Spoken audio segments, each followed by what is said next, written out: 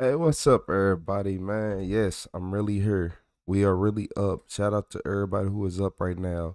Shout out to the 4 people who instantly liked the live as soon as we started within 1 minute. What's up, everybody, man? We got Retro the Supervillain.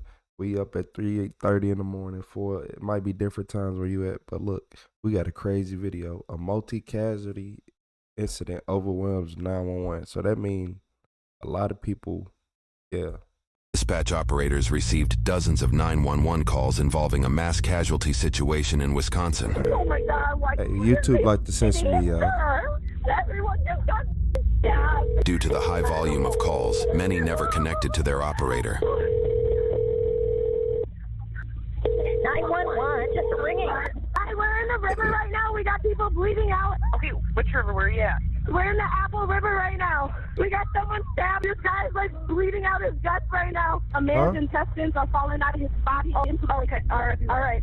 Oh my God, he's dead. Okay, stop. Okay. Oh my God.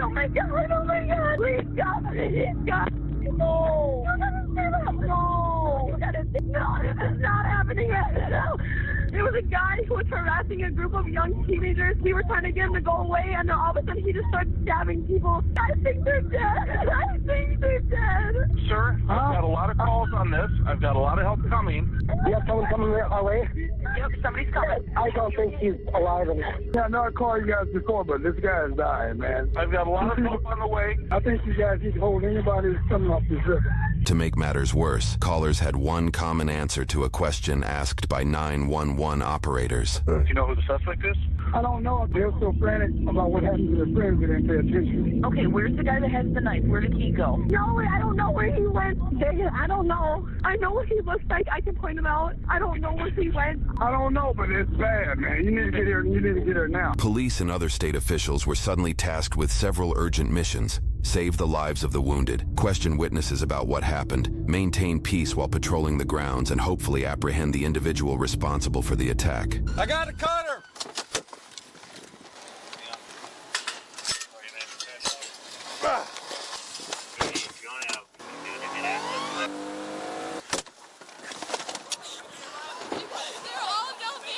They're all down where? They're alive. I don't know if they're alive or not. Oh my We have to take the river down. He punched me in the face. I don't know what the f. We got someone who can't move. Yep, come on up. We got someone who can't move. Go help him, please. We're going to help. We got a gentleman down there. His guts are out in the open. Okay. His stomach is... Where'd the suspect go? I don't know. No, but we got. She got stabbed. Her right there. She got stabbed. We got one stabbing already up here. The one kid that walked by you is too. Yep, we saw that. There's two down there yet. Yeah. Going on that bend. 4. It's shallow water. Thanks, man. I don't go on the water enough. Chase, you got a knife on you? This is my first time. It's crazy. That was my last time, too. There's like people right there. His intestines are completely out. Oh, man. Dead by now. I think we can just pick her up using the tool. She's got a dissertation here. You got one individual slit from here to his chest. His guts are exposed. The other one is slit stabbed in the chest. 3 down there? Let's get this underneath the tube and lift up. She got guts. Hey, Riley. Riley, look at yourself right now, honey. Did he have a sword? The other person, their lung is popped. It's bleeding bad. The person's balls are out. He's about to lose consciousness. They're doing CPR on the one whose lung is popped. Right here. Right down. Right there. Two of them right next to each other. All right, you want to help me out here? Yes, sir. 1, 2, 3. Are we like going into the tube? Let the tubes go. Okay, where's the stabber? I don't know. Oh, it hurts so bad. I can't breathe. I don't want to die. Based on the body cam footage and measurements via Google Earth, the stab victims were just over 100 yards away from road access. The location of this stabbing becomes a deadly obstacle to the victims, as it will take dozens of valuable minutes to safely extract them from the river and transport them to the hospital. AJ, you look at me right now, AJ. His bowels are out. You guys need to Okay. be there. Does he have a pulse? They cut him wide open. His whole stomach's open. AJ, you keep looking at me. AJ? He's barely grabbing on. AJ, you look Keep at getting me. him awake. I'm going to check on you. Yes, please go. I can't breathe anymore. Not the best here, but it's going to have to do, all right? Okay, hold pressure. Did he have a sword? He had to have some type of machete or Subject with lateral something. slash across his abdomen, and we have one subject with stab wounds to the chest, CPR program. What can we clog it with? There's nothing. The's nothing you can clog it with. He's There's nothing. 4 inches long. straight to his lungs. He's done. Check his pulse. Come on. He's done, bro. He's done. If he's done, I'll do CPR. He's done, bro. We need a rig. She's a registered nurse. We got 2 registered nurses, and I'm EMS. EMS, come in here. Come on, come on. I'm gonna grab my rifle. I'll be up there in a second. You know who it is?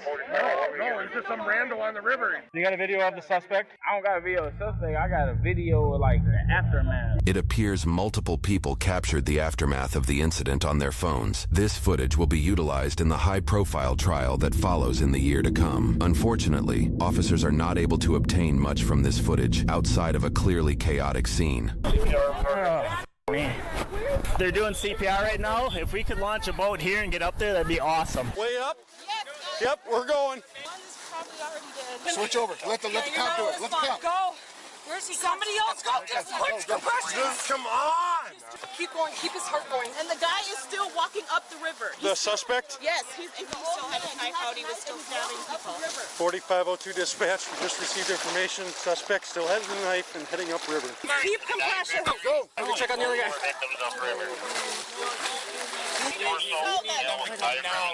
Stop. His stomach is out. He's awake. He's awake. He's What's his name again, AJ? It made me second think about going, like, you know, Hey, AJ, boating, come on, man. just chilling on the boats, going swimming. 4506 dispatch. I could use a couple cops over here. I walked down the river. I got 2 stab wounds, possible 79s. He's up. Yeah, let's keep talking, brother. Where do you live? Okay, what's your birthday? Who's the president, man? Okay, what's the president? Okay, Joe Biden. Okay, what did he do? In the past 2 years, what did he do? Hold on. Nice, man. Okay, he's good. He's got his humor. It does appear that EMS is clear to get up here. Just make sure they know the suspect's still large. Okay. All right. If you got if you need a seal. Yeah, I need his guts are out. It's everywhere. Okay, yep. Where's the ambulance? They're coming. They're coming. Robert, pressure on the I got it. I got it. I need you to stay awake just a little bit longer, okay? And it's gonna be okay. Officer, I need you to take over. Yep. Whenever you're ready. Back off. Back off. Ready? Go. Go. Go. Hey, I don't know if we can bandage this. Do you have gauze at all? Yeah. Okay, AJ, you hold my hand. Squeeze my hand, man. Squeeze my hand. Come on. Saw your eyes there for a minute, I buddy. saw you do it. Come on, man. I ain't gonna lie, AJ fighting. So good. So good, AJ. Keep his heart I thought those really Come pretty on. blue eyes. You have very, very pretty blue eyes. Come on. Come on, I want to see those. All right. Whenever you're ready to jump in. I'm ready. Andrew, ready? Ready? Go. Go. Go. Don't shake. Don't shake. Turn him. Turn him. Turn him. Turn his head. Turn his head. Turn his head. We're good. We're good. I know. It's okay. I know. We're good. We're so good. Can you Hold my hand. breathe, AJ? I need to see you breathe. Open your mouth. Perfect. Okay, good. Keep That's doing that so for me, good. man. So good, AJ. Just keep breathing, okay? AJ, you hold my hand. You hear me? When you need a break, I'll jump in. We got this, bro. We got like 5 people here. Yep. Yep. We can keep him going. It's a big hole, and I need He's your gonna jump in. palm covering the entirety of it, and I need you to shove your palm as far into his chest. Yep. Stay awake, bud. Stay awake. Stay awake. Careful. Stay awake. Stay I know. awake. I know. They're coming. We got multiple victims. AJ, you're holding on. Anybody get a look at the suspect? I don't know anything about I think they ran into a tree, to be honest. Okay. All right. Older man, he's in his 50s, 60s. He doesn't have the knife. 46 to 29. Suspect went into the woods at the initial location, a quarter mile upriver on the 64 bridge. If you can get guys, head that way and try to set up a perimeter possibly. The road isn't that far from the river though. We have the team activated, we have a canine route, but we need to try to contain him. Can you have him open the scissors and put the gauze on his wound? I have somewhere up here. You hold on, AJ. Here we go. Here we go. Good, you're doing so good. Keep squeezing, AJ. Lateral or vertical? I think double. It's both. Double. Can you hear us? Hey, AJ, no. Grab his hand. I know, buddy. And you keep here. You keep Hold here. on, AJ. Where's the rig? Is there a time? Is there anything? They're just giving them 23 directions minutes. exactly where we're at. They're getting here as fast as they can. He's here. Just keep his heart going. As EMTs provide crucial medical assistance, officers begin their manhunt for the suspect. We we're floating. We caught up to that group of kids, and the guy was harassing them. And so I wanted to stop it before. I was worried they were going to hurt that guy. I was worried they were going to gang up on him. She went over there to try and defuse it. He punched her. He just started stabbing everyone. And then the other group tried to stop him. And he was like probably this big, 250 pounds, beer belly. He was wearing a chain. He was kind of bald. Stereotypical sleazy Russian. That's what he looked like. And I don't mean that. When I first saw him, he had scuba goggles. Yes, clear goggles. Scuba goggles on? Snorkeling. He might have been snorkeling the river. So he just started kind of slashing and hacking at people at random, okay. I was scared he was going to keep going as he was up the river. He was just stabbing people as he went by. How many deceased? I thought maybe we were up to 3 the way it sounded. Guys, move to the side. Ambulance is coming back through. Just keep doing what you're doing. That's all we... I don't like how long it took. I don't like how long it took. In the modern day, anything after 2015, it should never take that long for paramedics to arrive, because they still take this long to this day, and it really makes me mad. But because if it was an officer that got hit, they'd be there within like 5 minutes, 5 to 10 minutes. But that's just, I digress. You can do right now, man. Try and recite the ABCs, okay? As stupid as it is, just go for it. Here, drink water. No, thank you. I'm okay for now. You, drink water. I know you're good. Thanks, man. Appreciate it. This guy's got no pulse. He's bleeding out. We're just going to keep working him until our resources are needed elsewhere. You gotta keep holding on, AJ. You gotta keep holding on. His guts are literally everywhere. They're everywhere. I can't move my legs. That's fine. That's fine. You don't need to move your legs right now. You just need to talk to us. We're not going anywhere. Does anybody know his name? Doesn't matter. No, I know, but if I could talk to him. We're doing everything we can right now. AJ. Keep talking, man. AJ. Come on. Yes, yeah, you can. Yes, you can, AJ. You don't say you can't. You do it. Okay. Turn him. Yep. Spit it up. Good. I don't know if we can go up to the woods and just run with him. We can just float him on a tube. They can see lungs. Didn't see no trail. Everybody's here now. Everybody's here. They're ready for you. Bring from his legs then. Go underneath AJ, his you're doing thighs. so good, AJ. It's gonna hurt a little bit, but you So fucking good. I know. Just squeeze. I know it hurts. Good.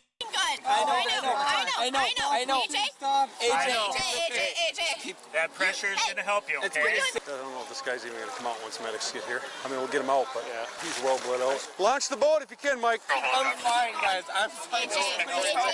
Don't slip coming out. There's glass everywhere. All right, step on out, man. Thank you. You did all you could. Just careful, his stomach's open. Fine, I'm not letting go of the head. Ready, squeeze hard. 1, 2, 3. It don't take 34 minutes. Here we go. Bam in the blue. I'm going to have you step out of the way for the medic when he gets in here. Back up. Got it? Oh, fucking shit. Let him jump in on compression. He's a red patient. I know. Hey. Up. We're good. Come on, Isaac!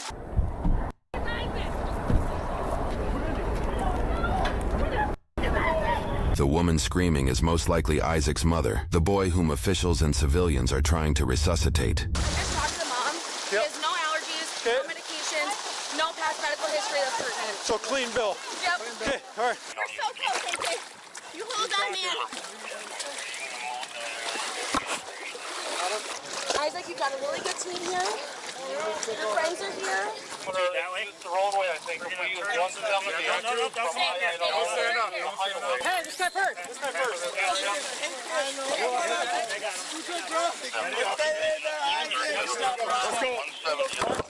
Don't worry about compression. Someone grab him. Come on, Mike.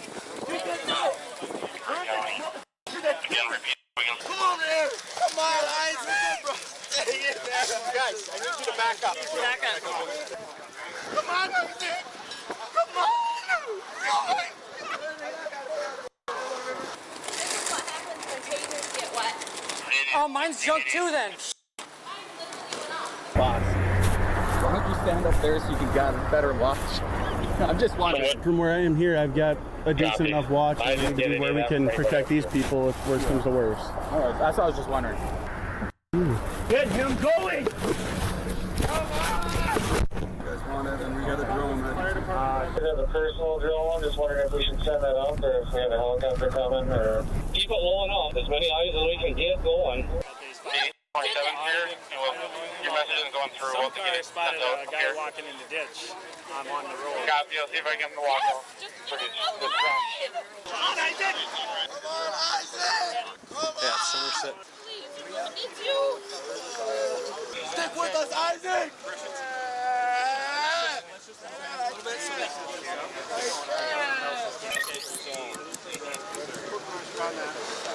Yeah, let's just get this Lucas on. Pull the arms out. Pull the arms. I'll go until the next one. Okay. Please, just hang on. Suspect adult male, approximately 50 years of age, wearing swim trunks, no shirt, described as Russian in ethnicity, armed with a knife. Officers conducted their search for the suspect for nearly an hour after the incident with little luck. They recovered what they believed to be the weapon used in the attack, which was dumped in this area of the river, but the wielder was still at large. Fortunately, an essential call was made to 911 that greatly impacted their figurative dragnet. I'm down in the rapids in Somerset at Apple River. Okay, what's going on? I believe the guy is down here right now. It looks just like him. He's got the necklace on. He's a bigger guy. He's got the rough beard. He's bringing cubes over right now. I don't know if it's him or not. Can you see what color shorts he's wearing? Yes, I'll get it quick. Green or black. Described as carrying some tubes with darker shorts. Initial description had him wearing a large gold chain, I believe. This color saying the chain necklace appears to be more silver in color. Suspect may now be possibly wearing a camel shirt. All right, let's go right back out where we came. We're over here. Describe wearing a shirt or not? Our current witness says that the male appears to be wearing a camel-colored shirt. Put your hands in the back. Yes. Good. Just talking. I'm sorry. I'm sorry, yeah. No, You're it's just being okay. detained at this point, okay? Yes. Wait, hold on. What was just happening? Yep. 36 dispatch. Believe we have the suspect detained. Believe we have him detained. Wait, what was this Our happening? current witness says that the male appears to be wearing a camel-colored shirt. Put your hands in the back. Yes. Just talking. I'm sorry. I'm sorry, yeah. No, You're it's just being okay. detained at this point, okay? Yes. What are we checking? Only checking. Yep. 36 dispatch. Believe we have the suspect detained. Believe we have him detained at this time. No. No weapons or anything like that? 36 has a possible suspect detained at 1649. At just over an hour after the incident, police apprehend their suspected attacker. They're currently located a mile upriver from the incident location. Yep, camo shorts. What's your name? Nick New. Let's take him into custody. Why? We can bring him over to my squad. And he helped for looking in the water before. Sounds good. Was he wearing a big chain necklace or something, though? Oh, no. Did he lose a necklace or something along the way? He's got a silver chain. It matches. He's wearing one right now. Silver block chain. Same shorts. Like I said, sir, you're just detained at this point, okay? We'll explain anything in a second here. You got some pretty good markings on his hand, too. When I release his hand, you put it on top of your head. Do you understand? Of course. Yeah. Was he with you guys? Yes. Were you guys with them the whole day? Yes. All right. Who's with you guys? Everybody, we're here. This is all one group? Yeah, one group. You want to split them up? This the wrong dude? Take another photo of him now. Send it back to the group out there, to those that witnessed it. I think it's him. There's a guy with a baseball bat down here that is like 100% certain that this is the guy. And he's got a silver chain. And I walked up and I just went, "You, sir, stop right there. Come here." Okay, what did he do? He stopped and came towards me like nothing was going on. And then all of a sudden you guys came in from every direction. Sorry, that scares me though. Kids on the river right now. Yeah, So my we were son just and down her looking daughter. for them. I didn't want to go anywhere when there's somebody who kills somebody on the river. Don't want to go down by his friends though. Sounds good. Connected, you know what I mean? Well, he started yelling at his group because they were meandering Walking. and he wanted to Get out. beeline out. All right. Take a seat. River's Edge dude, light blue, sleeveless shirt. He's the one that called it in. Are you the one that pointed somebody out? Okay. You did great. They have him in custody, and he is the gentleman. So, that's our belief. As officers properly cuff Nick and place him in the back of their cruiser, others begin questioning those on scene who were in his tubing group. This whole group right here. Well, we need to make sure none of these pools leave. Okay. Over there long enough to hurt anybody. I know Ariel lost his phone. Guy, you take it? Yeah. He's looking by the phone. in the river. On the water. Okay. With the snorkel for his cell phone because he lost. I don't know, 5-10 minutes. That was When he got over there, it started people fighting. The gentleman that was helping you look for the yeah. He's a friend. Are you friends with anybody that was in the fight? No, I don't. Do you know the guy that we have in our car? Yes. You know him? Yes, of course. Friend for many years. We never have any problem. And I know Nick went up there, and he came back, and then he went back over there. Did you see him the whole time he was off his tube? Yes, I did. We have video on him all the time. The whole time? This acquaintance of Nick's happens to be 911 caller number 8. I think you guys need to hold anybody that's coming off this river. You need to get here, and you need to get here now. He also briefly interacted with officers on the crime scene. So Nick wasn't involved in the fight? No. 5 people attacked So it him, wasn't and Nick. they take it out The snorkel, yeah. I yelled for 2 of them. I said, he needs help. Ariel and Ernesto went towards where Nick was. I don't see in the fire or here, they push him down. And when he get out, that's when I tell him, get out there, because I don't know. And the mother said, get out there. Because young people run, I don't know. A lot of people around. Too fast. I think the guy started fighting between Young guys, yeah, too young girls. I see a lot of people push him. He was. I don't know what to believe. Okay. We don't know what happened because we are still in the tube. That's it. That's it. Okay. That's it. So I didn't see what happened. He just said they were calling me a pedophile and everything, and then they attacked me. You never got involved in it? You just went over and started yelling halfway? No, we stay away. You stayed away. Yeah. Okay. Did you see where he went after that happened? All the time we are. All I heard is somebody got hurt, but I don't know how. As he was running away, Yeah. is that when you noticed people were bleeding? Yes. Nick came back, and he said one of them took his knife. He say, they taking my knife. That's what he say. He had a knife in his pocket. Not a very big one. And he says, I don't know where it's at anymore. It's a folding one. It's got a black handle. I know it had a clip because he clipped it on the side of his pocket. They grabbed it, and he said they swung it at him, and he grabbed their hand and moved it away. I didn't see it. That's what he told me. But y'all said y'all had him. 2 people, They lying. that was 2 people out, like, and doing something like that. And I said, what happened? And we don't know. Well, yeah, there was a few people hurt. Nick wasn't there long enough to hit or hurt anybody. How long would you think that he was there for? It wasn't even 5 minutes. Well, we got some stuff to work out. You guys aren't going to be able to leave for a little bit because it was more than just some injuries. It was a pretty serious event that happened. Otherwise, you wouldn't see people showing up in tactical green. At this time, you're not allowed to talk to any of your friends. I can roll your cooler over for you and let you sit there. Does that seem fair? Mm-hmm. Which one of you called the police? You called, okay. Because I didn't speak English. Sure, no, that makes sense.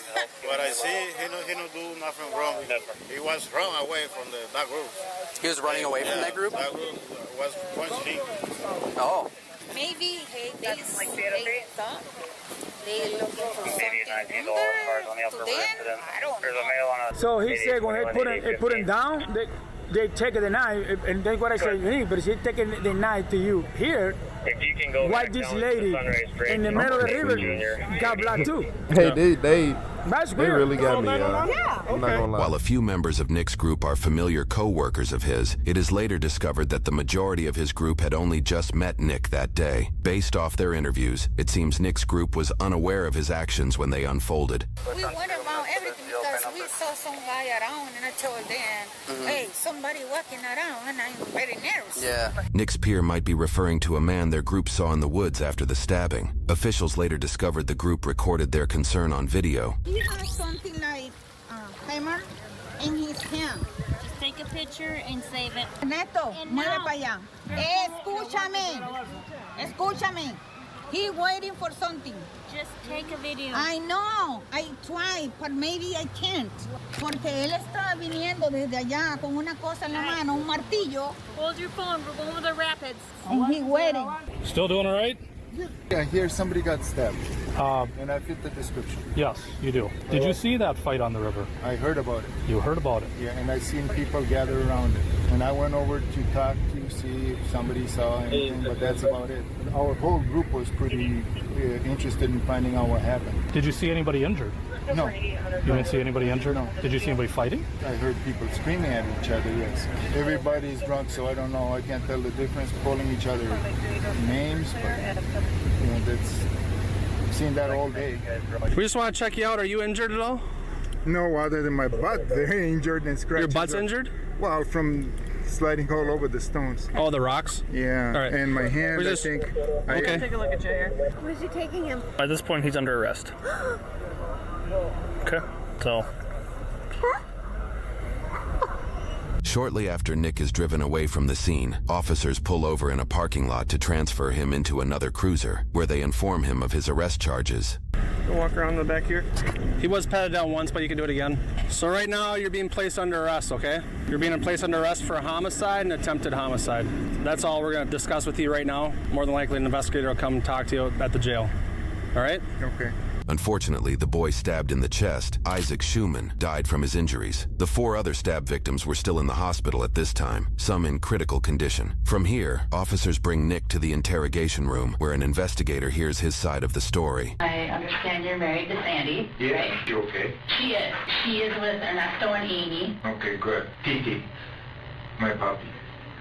She's headed home to take care of the dog. Nick briefly tells the investigator that he has multiple degrees and holds a clean record. Both appear to be true. He doesn't even have any traffic infractions within the state. However, we did find 2 separate divorce cases. One 2009 divorce case leading him to losing custody of his son, who happened to be the same age as the deceased victim Isaac he's being accused of stabbing. I'm not a zombie. I never had a run with the law except when I got we'll go into that. If you need to take a break, just... How bad is it?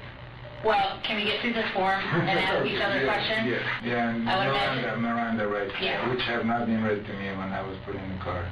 Is that And right? that's okay, as long as they weren't asking you any questions, they don't need to. You have the right to remain silent, you have the right to consult an attorney, and you may have him or her present with you during questioning. Yeah, I was going to ask you about this one. Okay. So, when do I see one? When do I get one assigned to me? You would get one assigned to you, the soonest would be on Monday. Oh. You still have the right to stop the questioning at any time. Yeah, I'd like to do that at some point. All I can say it was self-defense. Self-defense, there are lots of people that came on to me. Self-defense, and they produced 2 weapons, one I took from them. That's the only thing I can tell. They hit me, and they were on top of me, and that's... I don't remember anything after that. I ran away to my group. There were actually people coming over from my group to see what was going on. I said, nothing, just get back. And they kept asking, and I said, nothing. I didn't explain to them anything. Nick's claim is not only refuted by his peers' retelling of the events, but also by his own words during a 911 call made by a member of his group. I don't know what happened. Somebody pulled a knife. Do you know where the man with the knife is? And I had a fucking knife. And we are here, and somebody attacked one of our friends. Do you know where the man with the knife is? Took my knife. Okay. Everybody calm down. We're fine. Can somebody tell me where the man with the knife is, please? Okay, so we're on River's Edge, on the river. Someone pulled a knife on our friend. So our friend has a knife because we used it for the rope. Someone take I don't even know. Oh my God, I have no idea what's going on. Okay, we have people help. Okay, thank you. I've never been in a situation like this. Yeah, that where people dispatcher produce was weapons. not They taking said, for don't the listen to play don't with run from us, don't do this, you're a child molester, you're this. And I said, are you people drunk? Or you're a child molester. I said, if I'm a child molester, should you be drinking? You should be having alcohol. One wanted to pull my pants down, and I grabbed onto him. I don't know who that kid was, but he had a knife on him. And then there was another knife, a longer knife, looked like a kitchen knife. When the kid attacked me, I took that from him. The kitchen knife or the other knife? No, the smaller knife. Okay, what did that knife look like? Do you I remember? don't even remember. How did you get to be by them? Or who are these people? So Ariel lost his phone. Nick breaks down the lost phone story, which aligns with his group's retelling of the events. These guys found something. and they were talking about it. I went over and I said, did you guys find the phone? And they started calling me names. They got off of their tubes. They came at me, insulting me for being in the water with a snorkel. They had found something, but they wouldn't talk to me about what they found. And we were looking desperately to find this phone. I thought it was that group. Okay. You know, and then they went over, they came to me and they grabbed my snorkel and they threw it in the water. Well, the water was so fast, it went under. So I went out after it, and they started, another group of mostly girls came over from the other side, yelling at me or calling me child molester, and I don't even know what happened. I just know that they attacked me, and I was in self-defense. I went into self-defense mode. Notably, Nick claims self-defense several times. After sharing multiple times that he doesn't even know what happened, he proceeds to add details to the events that unfolded. They got off their tubes. They came after me. They pushed me. One of them hit me, and then there was a girl that came from here and hit me in the back of my head. And the water was very murky, so I could not see anything from my goggles. But those goggles are lost. They took them. They grabbed them off my face and threw them in the water. We found the goggles. Oh, good. Thank you. And the snorkel. I mean, I feared for my life. Pointed a knife at me, and then another kid pointed a knife. I thought that was it. Luckily, I took it from one of the young kids. What did you do with it? I don't even know. Okay. I don't know. Absolutely, I don't know. Did the knife make contact with him? That I don't remember. Okay. They were so close. And then I took it from his hand, and then I went and swung like this. I just grabbed it from him because he tried to poke me with it. I was going like this. I want it out. Did you have a knife with you? No, absolutely. Okay. I had one earlier that I used to cut, but right at the beginning. I don't even know what I did with it. But you have one with you today, right? I think it's in my car. Okay. Yeah. Wanted to talk to me about the phone, if I found the phone, and what did those guys say, and I said they probably did. They don't want to give it up. They attacked me, and that's it. And then I said, let's go. I don't want to be here. I don't know why they took my snorkel away. I don't know why one of them wanted to pull my pants down. I don't know why they were being so mean. I just don't know why they're scaring people on the river. It's a family-oriented river. I was fearing for my life. Is this you? Yes. Okay. It is at this moment we reveal that footage of the stabbing was caught on camera. This vital piece of evidence blows the case wide open, shining light on the truths behind what took place. Somebody slumped on the river, bro. How you slump? How the hell you slump on the river? Hey, he slumped on the river. Everybody. Wow, I was zoned out. Grown man trying to ask little girls. What the hell? What the hell? He's a rapper. Whoa. That's fact. What is he on? Whoa. Hey, bro. Get away. Oh, God. We up, homie. What are you talking about? Yeah. What the hell are you talking about? What? Get away from us. What? What's going on with y'all homie? He's on camera. He did it. Tripping. He's on 4K. Yo, them new iPhones got that good quality. What did you say?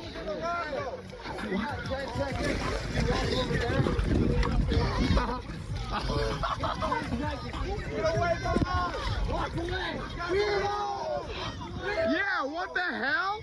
Who is this? Yes. For the culture. Who is that?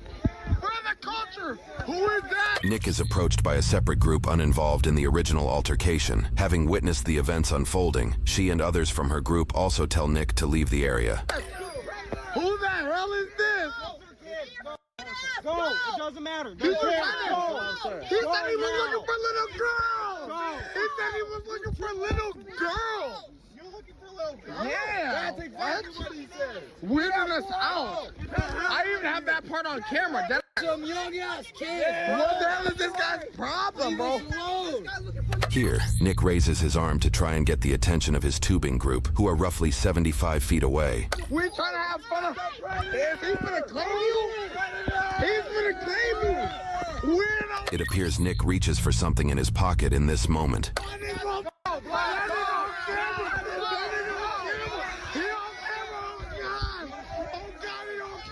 This moment shows physical contact with Nick by a girl in the previously uninvolved group.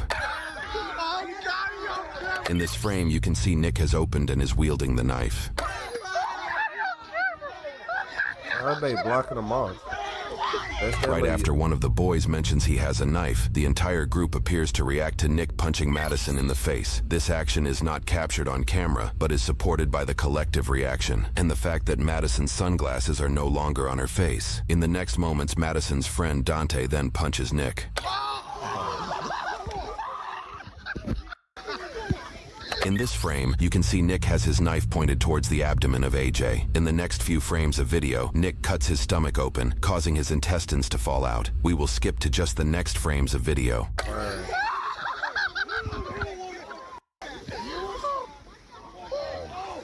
Nick stabs Riley next, who is seen here covering her stab wound. She was the first to be carried off scene at the beginning of the video. The people far in the background is Nick's group of peers.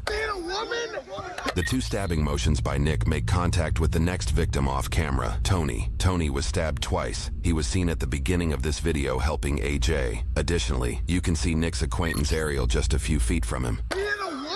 The next stabbed was Isaac. As he pushed Nick, Nick's knife entered Isaac's chest, cutting through two of his ribs and slicing his heart. Isaac died almost instantly.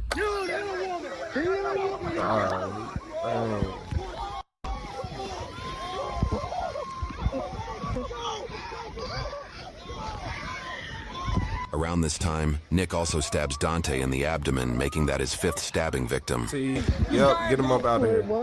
Get him up out of here. Oh my God. Get him out of here. Oh my God.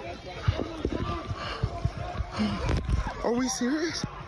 Is this real? Oh my God. Yeah, it's real. Who is that? I was over there laughing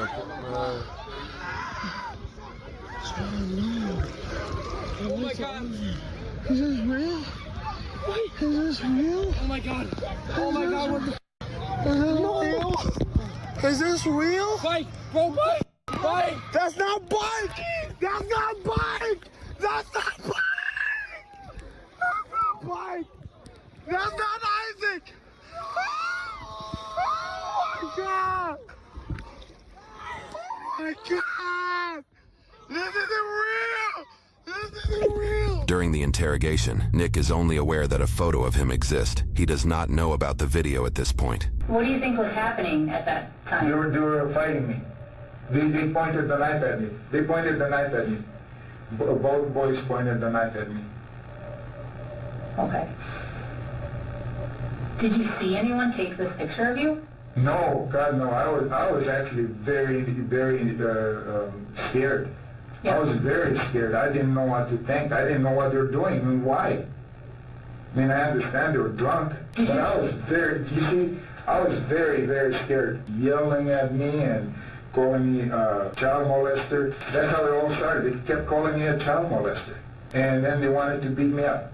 Did they look like they were young? Oh, I don't know. I think they looked pretty young to me. Okay. I don't think they were of the age of drinking. As soon as he came with the knife, I grabbed the knife from him. And what I did then, I mean, I shouldn't show you, but I grabbed, twisted his arm and poked him with his own knife.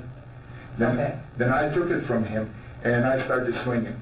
So I swung. I don't even know what hit. If these knives don't belong to you, I would imagine your DNA is not going to be on them. Well, I touched one of them. You sound like you were really afraid. Yeah, I have a quadruple bypass. I mean, I was just floating down the river.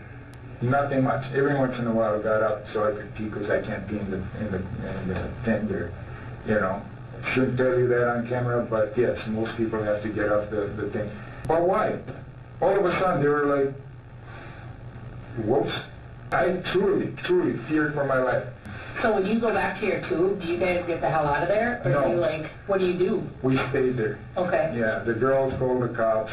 So I personally wanted to stay and watch to see if the cops get them for fighting. I wanted to sit there for as long as possible, and then the group said, well, there's so many people, they're I don't know, let's just get going. We don't want to get involved in this. And, yeah, but look at them now. They're attacking each other. I don't know what they're doing. Cops came and we stayed there for, I don't know, another 10, 15 minutes. When the police were there? Yeah. Okay. Nobody asked me anything, and I said, I kept my mouth shut, and down the river we went. So I thought the police was there because they were fighting, because these were just boys, and they were being obnoxious. So what happened? Can you tell me what happened? Yes.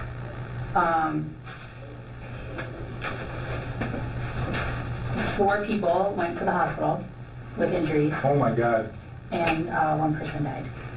Oh no. I don't know any of their names, and I don't know any genders. Oh no. So I don't know. Was that because they fought each other, or is that? I don't know. I don't know what their injuries are. No. Oh my God.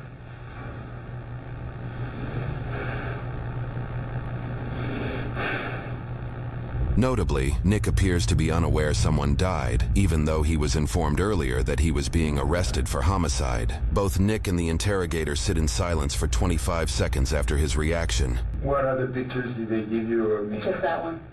That's the only one I have. They didn't take...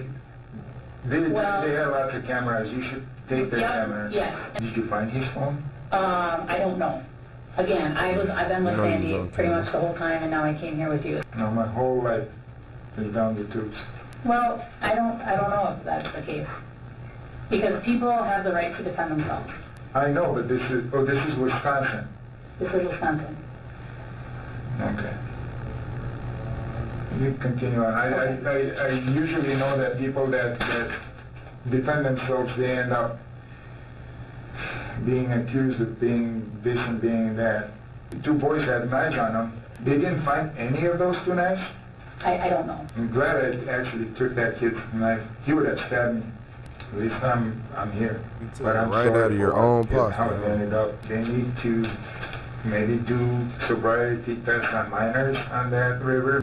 The river over there is turned into a sewer. I have dragged my wife out of there, pretty much against her will. I promised her it was going to be the best day. I made promises.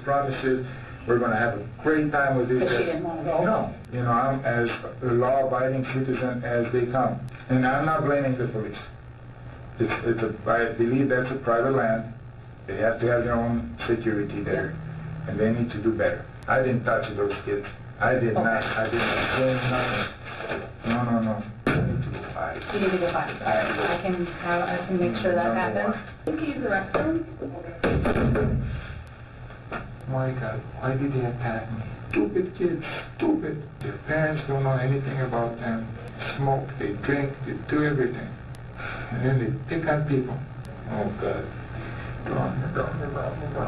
Can't get anywhere without being attacked. Officers found the knife used in the altercation abandoned on the side of the river. Regardless, officers searched Nick's vehicle after he mentioned leaving his knife there. Do I have your consent to look through the vehicle? And yes. Your neighbors must have a party or something down the road, I saw. They never invite us over to their barbecue. Nick's always mad about that. Some of this thing. Officers just discovered this machete in Nick's vehicle. Nick's wife provides an explanation that reveals a little bit about Nick's psyche. He always carries it in his car. He's always afraid someone's going to get him.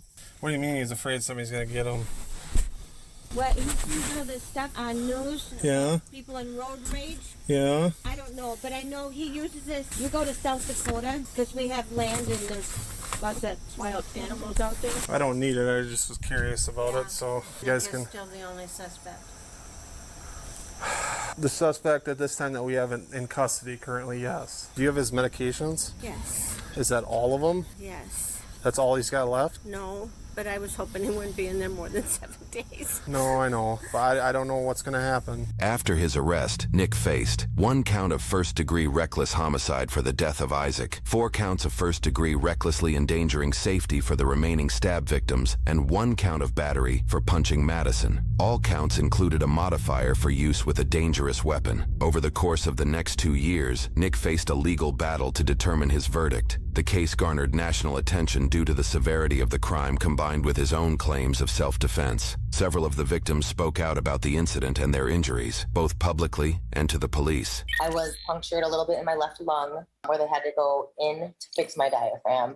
And then they had to put in a chest tube And then I did have a nose too. I didn't even know there was a knife in his hand.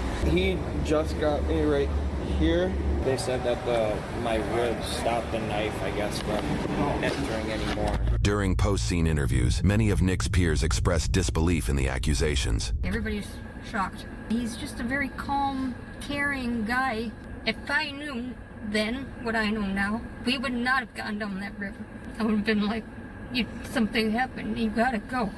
Something happened, I have to go. I would think he would have said something like that. I can't believe it because he's a very good person, so... Watching the news, and I heard him, to me, he's a good guy. However, other eyewitness interrogations saw things differently. So he was harassing them. Yeah, he was trying to, like, pull apart their tubes. So then that's when I see a guy just stab some poor boy in the stomach and go straight down. And that's when he just went and stabbed everybody. It was really controlled. I just see the dude, he stabbed him, like, then he did the dude, he cut his whole stomach like this. He was holding his intestines. Do you think he had opportunities to get away from that group? Yeah, he could have stayed away. They didn't come out the water on him. He walked into the water. He initiated it, if you want to be technical. He had every way he could have avoided that if he would have just walked away. He just started attacking everybody. Like, I was there too. It could have happened to anyone. It's not fair. I feel like he should own up to his mistake and just plead guilty. I normally carry my gun everywhere, and I thought, we don't need a gun on the river.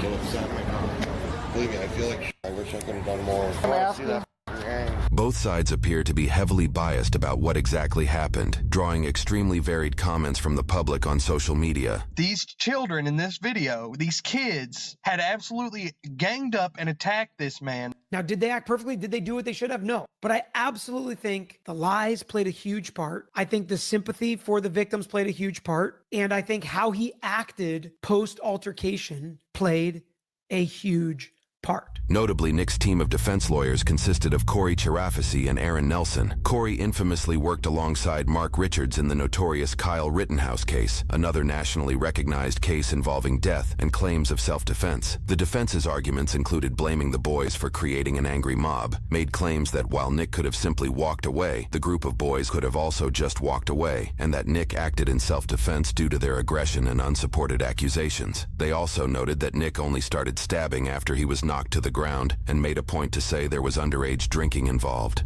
Later in the case, Isaac's blood alcohol content discovered after his autopsy was 0.219%, more than 2.5 times the limit if he were an adult at the time and not 17 years old. The defense also claimed Nick lied about the knives during his interrogation due to the shock of the situation. 8 crucial days of a jury trial brought several dozen witnesses to the stand. Notable moments include AJ showing his scar from the incident. He had spent roughly a month in the hospital to recover from his injury. In the ambulance ride, his heart stopped for a total of 9 minutes. Another is Isaac's mother on the stand, who spoke about her last moments with her son. He came out and said, some of the guys are going tubing on the river. And I said, well, I was going to ask you to pick Dad up from the airport. Dad got a flight home. And he said, I can pick Dad up. And I said, no, just go have fun with your friends on the river. Expert opinions surrounding the case say it came down to numerous vital elements that led to the verdict. The first element that swayed the jury was Nick's interrogation and actions he took after the altercation that day. Notably, he never approached or called the police, all while he covered up his appearance. The second element was Nick's testimony. Outside of confirming that he's lied about the situation. When you spoke with Brandy Hart, were you truthful to her about the knife? No, I lied about the knife. Was that your knife? It was. He had very clear memories about the actions of others that supported his self-defense claim. Do you remember getting hit in the head there? Yes. Was that a gentle hit? No. When people stopped attacking you, what did you do? I walk away. Did you? They punched me. They pushed me down. They threw me in the water. I hit my head. What do you believe would have happened to you had you not used your knife? I would have died. Why'd you toss the knife? I was overwhelmed with just fear, Residual fear. But when it came to Nick's actions that went against his narrative, he would fail to remember, resulting in the prosecutor parroting the phrase, Well, let's take a look at the video. We saw a video here about your being arrested and told that you were arrested for homicide. You're being placed under arrest for homicide and attempted homicide. Did you remember that? After watching the video, memory came back, but I don't remember that. You ran up on these boys, didn't you? You call that run? Okay. Well, we're going to take a look at the video. They made it readily apparent they did not want you over by them, correct? That's not true. And since you reviewed the video, you know that before you ran up on them, you were touching your knife in your pocket to make sure it was there, right? I don't remember that. All right, well, let's take a look. And you made contact with their legs, didn't you? I don't remember that. Did you see it on the video? I see it on the video. I don't remember actually making contact. I don't remember any of that stuff. You never stumbled backwards or anything like that. It wasn't a somewhat. Well, let's take a look at the video. This 115-pound woman attacked you while you're standing there holding a knife. She could have been 500 pounds. You've never told anyone ever that Riley Madison attacked you and that's why you stabbed her, right? You're saying it today for the first time. I don't remember this whole thing. I don't remember. All right, do you remember saying, let's go? Objection asked and answered. Overruled. I don't remember. You don't remember talking to Sheriff Knudsen? No. Well, if you don't remember, you don't remember. We're going to play that video, and then I have some questions for you. Did you see anybody injured? No. You didn't see anybody injured? No. You lied to Sheriff Knudsen, right? I don't remember that conversation. Jeez. But yes, You didn't know there was a video of what happened on the river, did you? I didn't know whether I was dead or alive at that point. But you also didn't know that there was a video, right? No. I don't remember what I said or what I didn't say to her. I don't remember even having an interview with her. So you can't remember anything about what you told her, but when Mr. Nelson's asking you questions, you can remember all these feelings you had at the time. Is that true? Overruled. Do you remember answering his questions about how you were feeling that day? The feelings I had when I was attacked? And when you were meeting with the Lieutenant Hart? Objection. That's. Can you approach? He is skillful at crafting a story that matches what he needs to say to avoid the consequences for his actions. Why would he say that these boys pulled his pants down? What a bizarre lie to make up. He thinks to himself, if I say one boy pulled a knife, it would be good, but if it's two, that would be better. So he crafts this elaborate story. How is that possible? That he can only remember the facts, the beliefs he had that assist his defense, and nothing else. How many times did he say on the stand, I don't remember, I don't remember, I don't remember. Sure, I lied about everything I said when I talked to Lieutenant Hart about what happened, but now I'm telling the truth. So now believe me. No, no, no. One of the many things I'm going to be grateful about when this is done is that I never have to hear again that the actions he took that day was the fault of these boys. Their best friend was murdered by this guy. And to say that it's their fault is despicable. Nick faced over 90 years in prison and was found guilty on every count by the jury's decision. 2 years and 1 day after the incident, the court handed down his sentence. He was ultimately sentenced to 20 years in prison with 6 years of extended supervision. Due to his homicide charge being a Class B felony, he will likely serve the entirety of his 20-year sentence, making his date of release 2044 when he will be 74 years old. He won't be released from probation until he is 80 years old. Since Isaac's death, his family has created the Isaac Schumann Foundation, which focuses on providing scholarships to motivated youth. We've included a link in the description below for those interested in donating. I ain't gonna lie. That was a crazy twist. That was a long, crazy twist. I'm finna tell y'all something. This goes back to, like, why you know, like, the other group, if the other group didn't come help the boys, as sad as this sound, they would have been good. Whoever was the Riley girl and her group, if that second group didn't come over there, they would have been good. Because I don't think, because, you know, the boys, they got up there and just started talking to him. But the second group came, started getting in the face, started doing the most. Was he wrong and said he had got more than 20 years? Yes. was like, but it was so much going on here. He ran up on them first though, while they were sitting down. So he did run up on them while they were sitting there. So we can't just sit right there and like forget about that. But I just can't shake the feeling that that second group is the one that started. They was the ones getting closer and more hands-on. Because I feel like when as he was calling his group, by the time his group got down there, the females there would have just de-escalated. Because as bad, like as sad as it sounds, like the older female, like it wasn't enough older females there. Like probably had that one or two, but he needed the older females around him to de-escalate. And they didn't get there, I guess. Well, I ain't gonna say I guess. Obviously, they didn't get there. And then that one dude in the black shirt that was close to him that said, "Oh, you was lying." I knew he was lying. That's why I was like, I don't know. Like, they made this story sound good. Like, his lie was good. But no, you walked off from your hiking group to go stab a bunch of people. Like, talking about, I thought we lost the phone. I thought they had it. Like, bro, you could have been like, do you got a phone? You should have really went over there as a group because you're by yourself in the river with your shirt off, just walking around looking. Like, what do you think you look like? Like, I understand that people want to be comfortable and all that, but come on, man. Y'all be having y'all be built so terrible and walking around looking like, come on. You don't work out. You ain't in shape. You look like one of them. I'm sorry to say, even if you did work out, depending on where you at, it's still weird.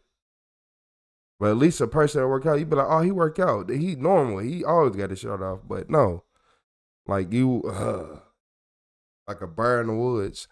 But hey, this was a crazy one, y'all. We still got more, so make sure y'all hit the subscribe button. We still got more videos.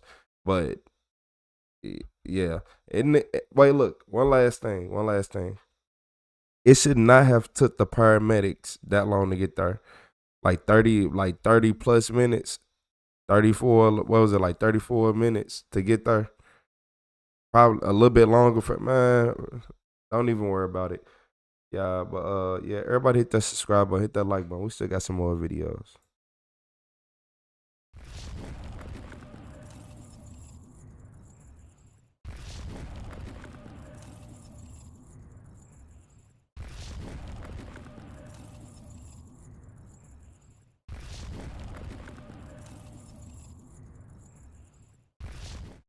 I ain't gonna lie.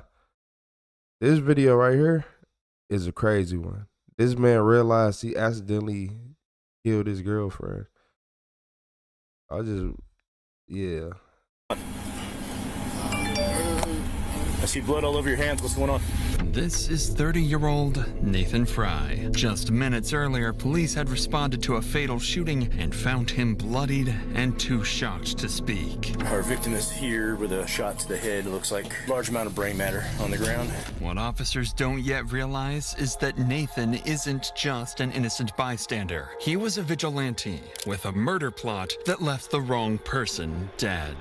What you're telling me doesn't match what Shannon's telling me. It's not matching what Christopher's telling me. Nate, listen to me. I'm trying to help you. Nate showed up on the bed, steps back 2 feet, and then I hear bang.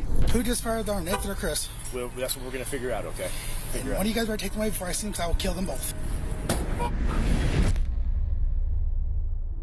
On November 6th, 2022, whoever he was, I believe woman him. called 911, reporting that a fatal shooting had just occurred in her house. 911, location of your emergency. We need an ambulance. Somebody's been shot.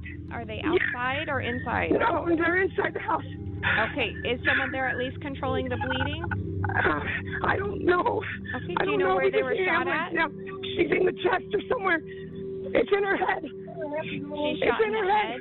Yes, she's okay, not. Oh my God. Is she awake at all? With a shotgun. Oh Shot my God. in the head with a shotgun. Yes.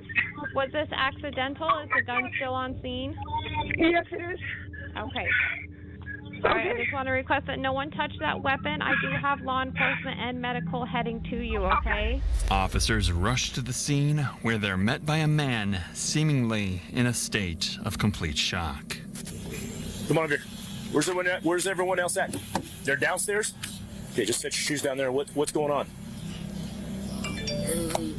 I see blood all over your hands. What's going on? Chris got in an argument and he started throwing things. Who did? Chris. Oh, her and Chris? Okay. He started arguing. He got close and loud and picked up something and threw it. And Were you in the room? I had just gotten it back. Okay. Did he pick up a rifle or a shotgun or what? All right. Just come over here. I'll put you in the car. The first person officers encounter at the scene is Nathan Fry, who appears extremely shaken, claiming a man named Chris was arguing with someone inside the house before gunfire erupted. At this point, officers have no idea who Chris is, but they would very soon uncover just how central he is to everything. Suspecting Nathan might have been involved in the shooting, officers quickly detain him. Meanwhile, more witnesses begin to exit the house. One of them is Shannon, the woman who called 911. She also lives in the home and was a close friend of the victim. But what Shannon is about to tell the officers doesn't align with Nathan's claims. Okay, what was going on? Chris and her were up there fighting. Okay. Anybody else see it? No, I heard it. Okay. Downstairs in my room, and obviously Nate pulled out the shotgun. I don't know what happened. Nate pulled out the shotgun? Yeah. Okay. All right. Because everything, he's got Jim's mad all over him. Oh, okay. Chris says. Chris says he pulled it out? Yeah. He's always carrying around weapons. Nathan is? Yeah. Okay. Just have a seat right there. Who else is inside besides Chris? Shannon tells officers that Nathan pulled the trigger, but admits she didn't witness it herself. She only heard it from Chris, who, unlike the others, still hasn't come out of the house. Officers grow concerned and request additional units as a precaution before quickly surrounding the home and ordering Chris to come outside. Chris, come on over this way, man. Okay, come on over here. Come to me, son. Make sure you got no weapons. Okay. So what happened, man? Talking about opportunities that they're taking the name. Right. Got upset. Came at me. Back. You know. Shotgun. Came at me again. Saw the gun go off. I thought he loaded it with some kind of water. Sprayed me down. And okay. I realized I hadn't been shot. Okay. Go ahead and go. Okay. Do me a favor. I don't want you talking to anybody else, okay? Okay. All right. So go ahead and have a seat over here by the front of this Dodge Durango, please. Right over here. In an unclear ramble, Chris claims that Nathan pulled the trigger and fired the shot, and the victim's blood was sprayed all over him. But just moments earlier, Nathan told officers it was Chris who had been arguing with the victim, suggesting he was more involved than he let on. With both of them pointing fingers at each other, officers grow increasingly skeptical and decide to dig into their backgrounds. That's when they uncover a troubling detail about Chris. He had a history of domestic abuse and prior incidents at this very address. He's far from a neutral witness. With both Nathan and Chris now detained, officers begin securing the scene. Inside, they're met with a grisly sight.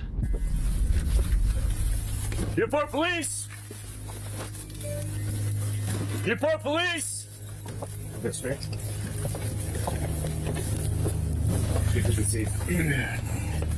All right, she's getting her. All right, you want to go right there? Yeah, it's obvious. Yeah. And there's a lot of blood on the ground, so our victim is here with a shot to the head. It looks like large amount of brain matter on the ground. Shotgun? Shotgun, that's what initially is being said, yes.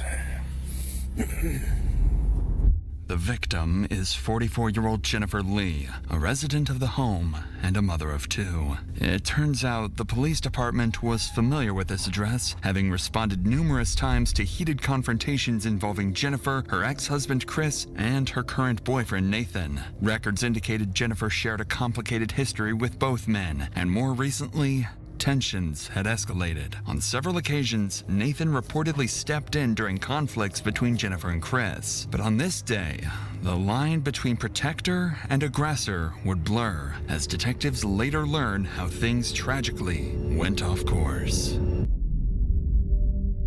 For now, though, officers had to break devastating news to Jennifer's son, who had just arrived at the scene. Hey, there's no easy way to say this, bud. But there was some kind of altercation in your mom's room, and a firearm was discharged, and your mom was passed. I have grandma coming. Who just fired on Nathan or Chris? Well, that's what we're going to figure out, okay? That's what we're going to figure out. When are you guys going to take them away before I see them? I will kill them both. Okay, we'll take care of it, okay? That's why he was so mad at the your brother's right around the corner. Okay, I'm going to take it to my wife's inside.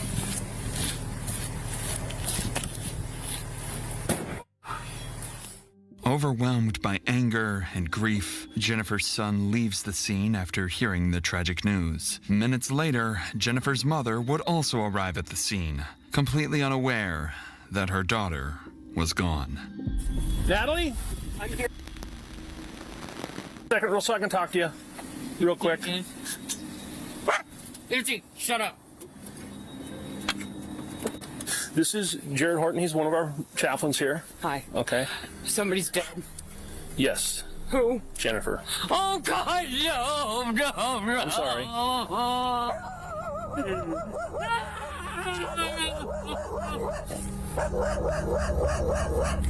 Clearly heartbroken by her daughter's murder, Jennifer's mother is comforted by officers. Meanwhile, one of them steps away to inform Nathan and Chris that they'll be taken in for questioning. That's when Nathan makes a troubling claim. Hey, Nate, for everyone's safety, where did you put this shotgun at? I didn't have a shotgun. You didn't have a shotgun? No. Okay, you told me earlier you put it away. They had it put away. Who put it away? And Jen, And had the gun put away? Okay. And how did somebody get shot if the gun got put away? I don't know. They were fighting all night. Okay. But all I'm worried about right now is where the gun is. Just because that place is a disaster. Just walking in there to search, I don't want the gun to go off. I don't know if you know most. Okay. You don't know where you put it? I didn't put it anywhere. Okay. All right. Hang tight then. Nathan insists that he never even had a gun, a claim directly contradicting his earlier statement about what happened inside the house. Because of this inconsistency, officers suspect Nathan isn't telling them the whole truth. But this would only mark the beginning of growing uncertainty around his true role in the fatal shooting. But before we continue, life can change in an instant. That's what happened in November at a party held at an Orlando business complex that lacked proper security. His grieving family needed help fighting for accountability, facing powerful scanning the QR code on the screen. With that said, let's get back to the investigation. So, to get to the bottom of how Jennifer ended up dead, officers transported both Nathan and Chris for questioning. Chris was taken to a nearby fire station, both to collect his bloodied clothing as evidence and hear his full account of the shooting. But what Chris says next would introduce a new possibility to the officers, that Jennifer's death may not have been intentional at all. You came upstairs this morning, or this afternoon, and then make something to eat. You said you then went in and checked in with Jen, looking for a cigarette, and then you told her you found the saw. Yep. Is that when she initially made the comment? That was, yeah. And when you talked to Jen, where was she at? She was in her room. She's in her room. Yeah. Okay. Who was in the room? Her and Nate. Okay. And she started to shut down. She started to do other stuff while I was talking, and she stopped me and said, "Fine, I get it. I'm a horrible person. Shannon's your support person, and I'm done. Leave me alone." She got up, came towards me, and looked like she was going to swing, and I kind of curled back and I pushed her back into the room towards the bed, and out of the corner I see Nate jump up on the bed, steps back about 2 feet into the middle of the bed, and then I hear bang. When I'm thinking I'm dead, I feel water. I think Jen coming at me, back. He just got scared, and he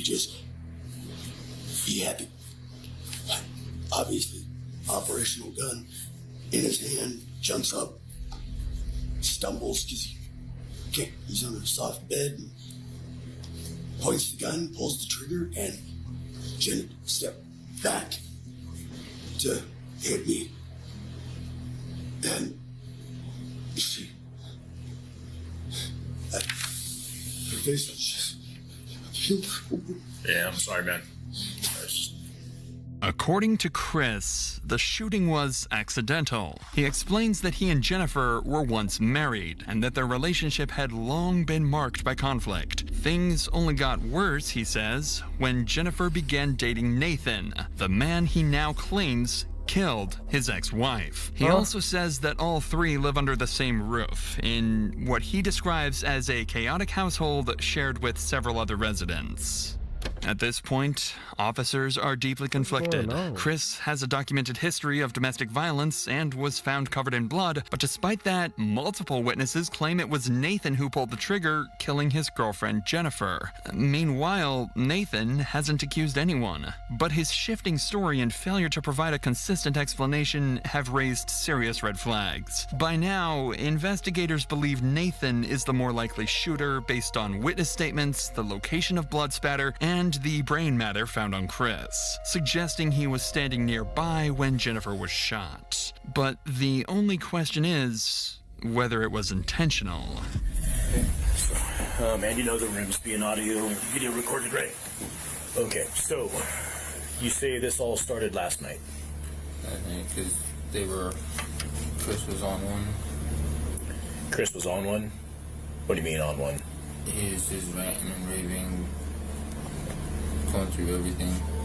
They were ready. I woke up this morning to them talking, and then he got more aggressive and louder. He got closer. She jumped up, drove on him, started yelling, told him to get out. So far, everything Nathan says matches what Chris shared in his interview. That is, until he says this. I know, I didn't shoot anyone. Then who did? I don't know. Did you accidentally pull the trigger?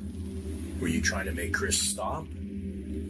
I don't use weapons or anything like it. Okay, so understand this. Pieces of her face and brain are on all over Chris. Okay?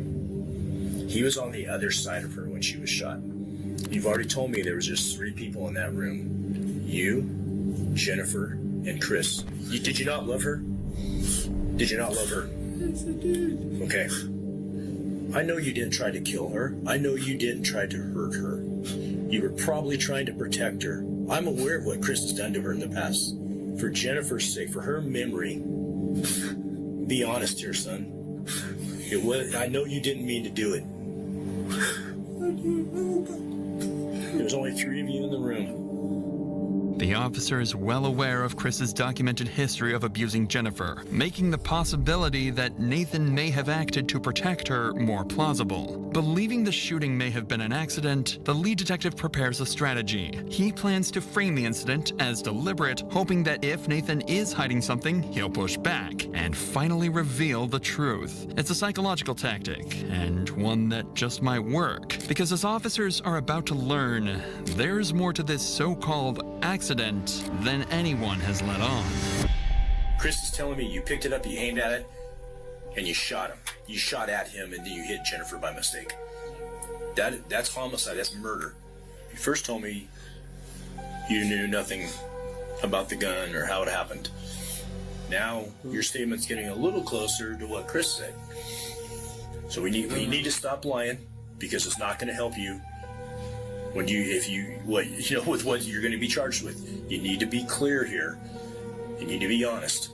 Chris says you pick the gun up, you start to point it at him and you trip on the bed. Okay?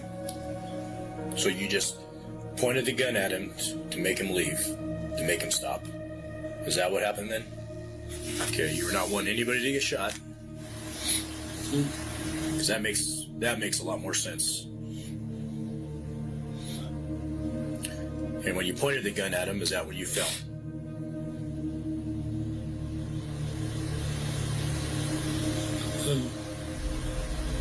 Do you believe so?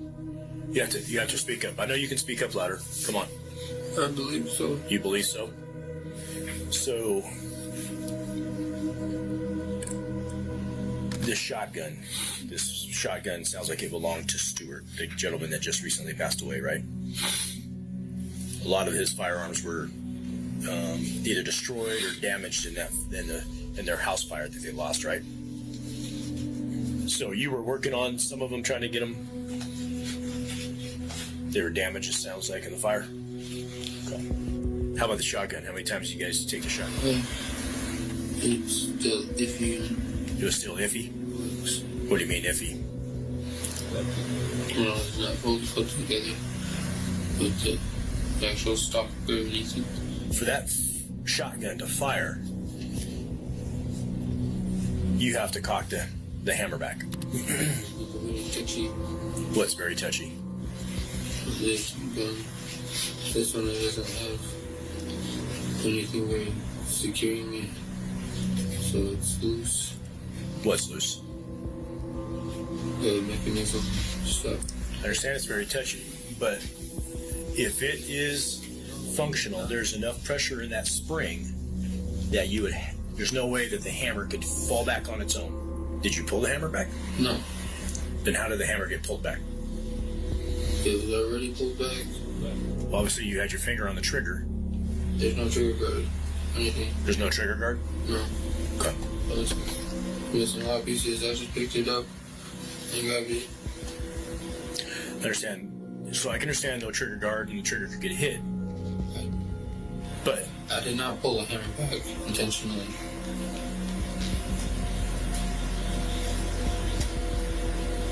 Good. I would not go that far. And I've told them that multiple times.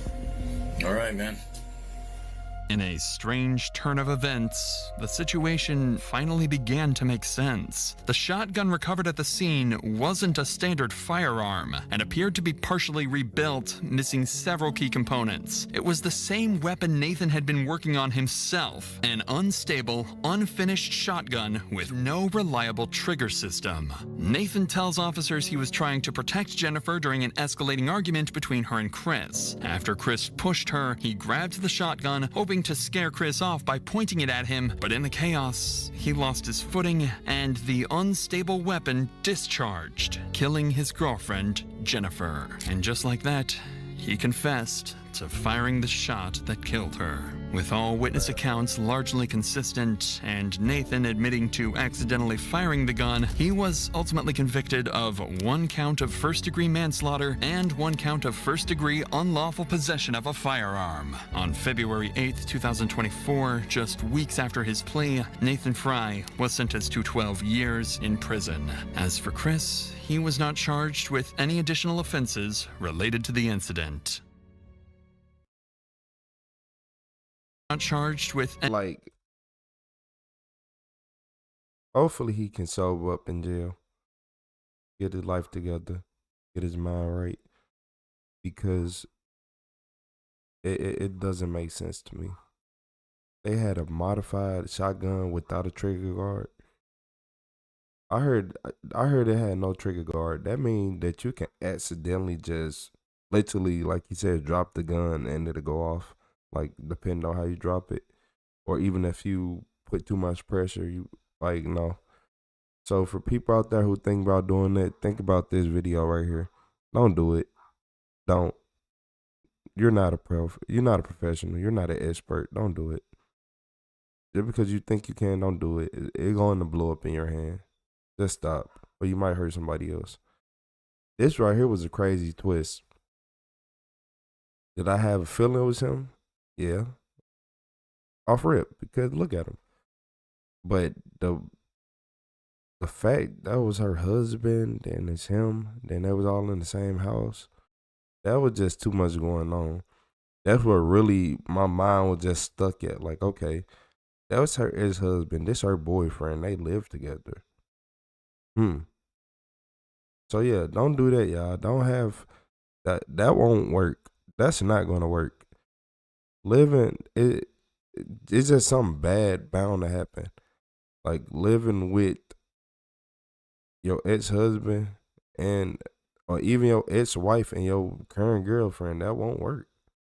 It won't work, y'all. Like y'all are gonna have terrible problems, and I think that goes without saying. But yeah, I hit the subscribe button. There ain't really much, and I don't even know what to say. Like, don't play with guns that's not good and not proper, like properly maintained. And like, what can I say?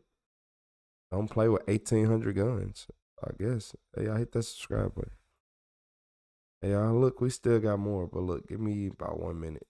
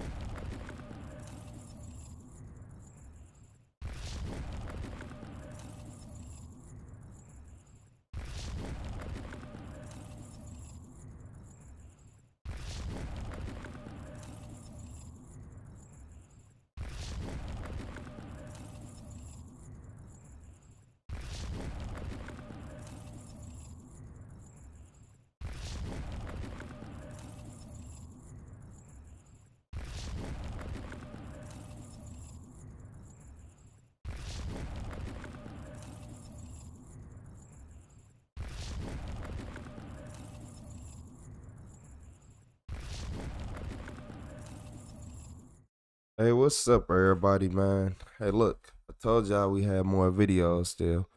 So, this is an older one, but it's still crazy. It said a man stabs his roommate to death over a video game. It ain't that serious, bro. Wow, and he loves playing Mario. Sometimes he will play with his roommate, David. However, this time Chris played with David, he wouldn't walk out of there alive. Because this very game would be the reason David would stab Christopher over 40 times, just hours after this recording. I'm making $1 million here. Just get on the piece of shit. And I'm dying too, so I don't give a f. Because he was running away from me. Please, please, please. And I said, I'm not your prisoner. What? After David committed his horrifying murder, he would call 911 himself, explaining to police what exactly just happened. David wasn't trying to hide the facts that he committed the murder, but rather claimed that it was done in self-defense. After all, what happened between the initial fight and Christopher's death is unknown. Police would quickly rush to the scene, but nothing could prepare them for what they were about to see. Yeah, copy. We don't see him. We're going to go in. We can get into the building. Hold up. Hold up. What apartment again?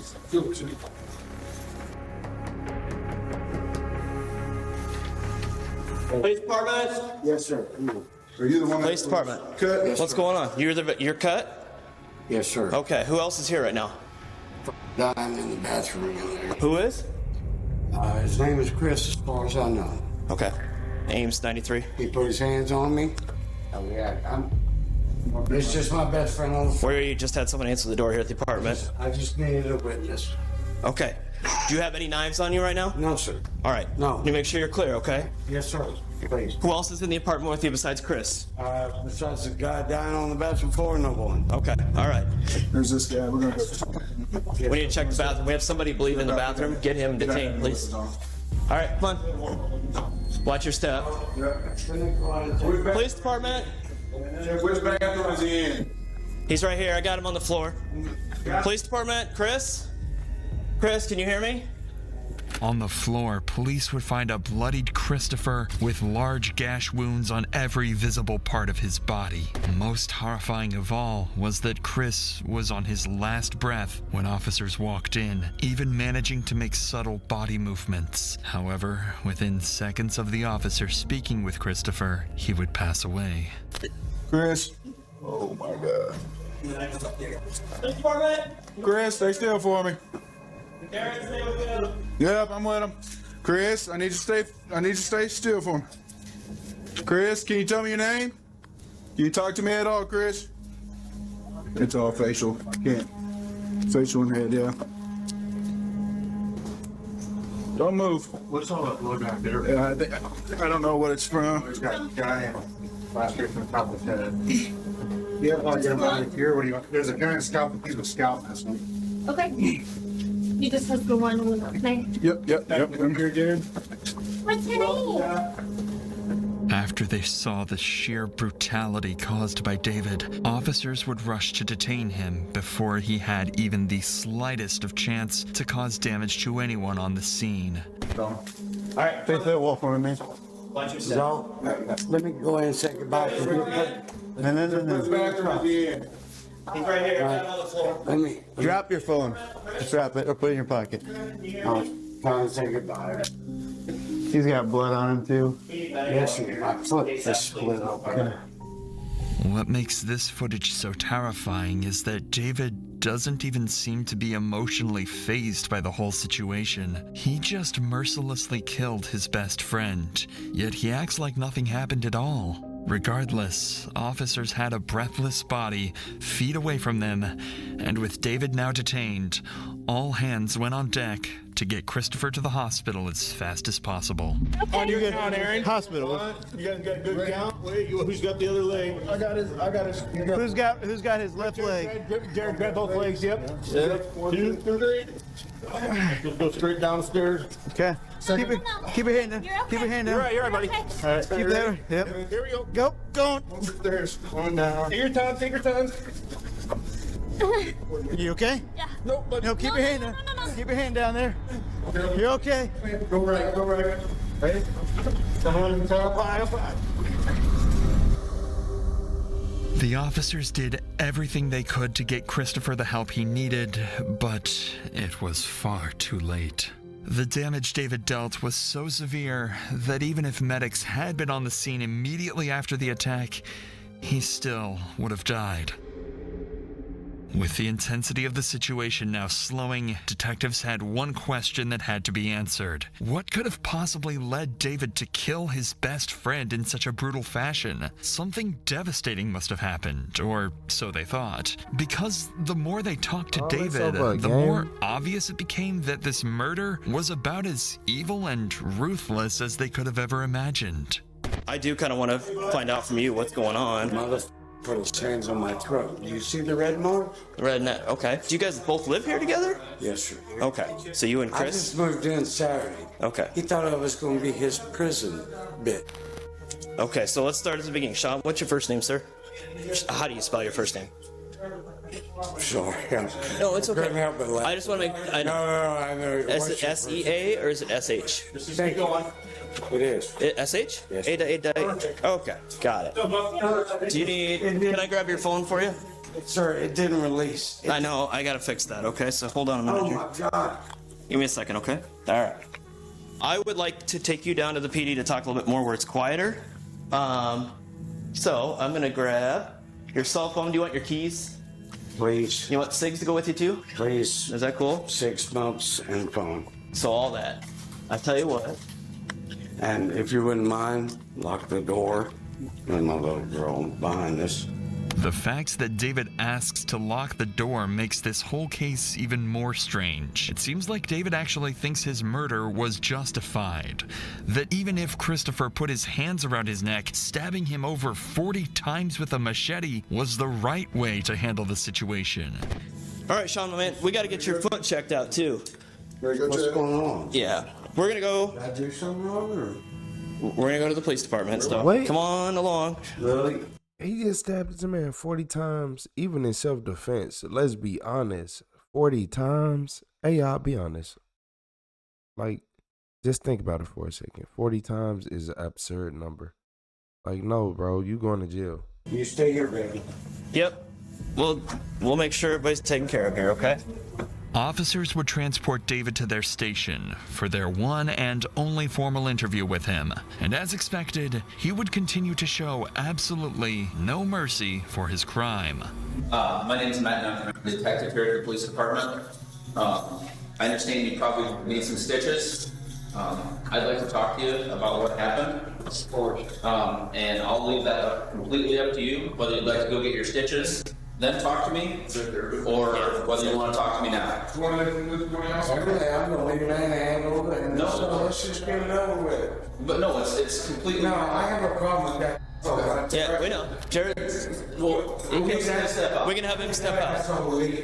To add to the array of sadistic character traits, David would ask for Officer Brakins to leave the room, who happened to be the only black officer on scene that night. The police report would state that David had called Brakins multiple racial slurs and made racist jokes towards him just minutes after the murder had taken place.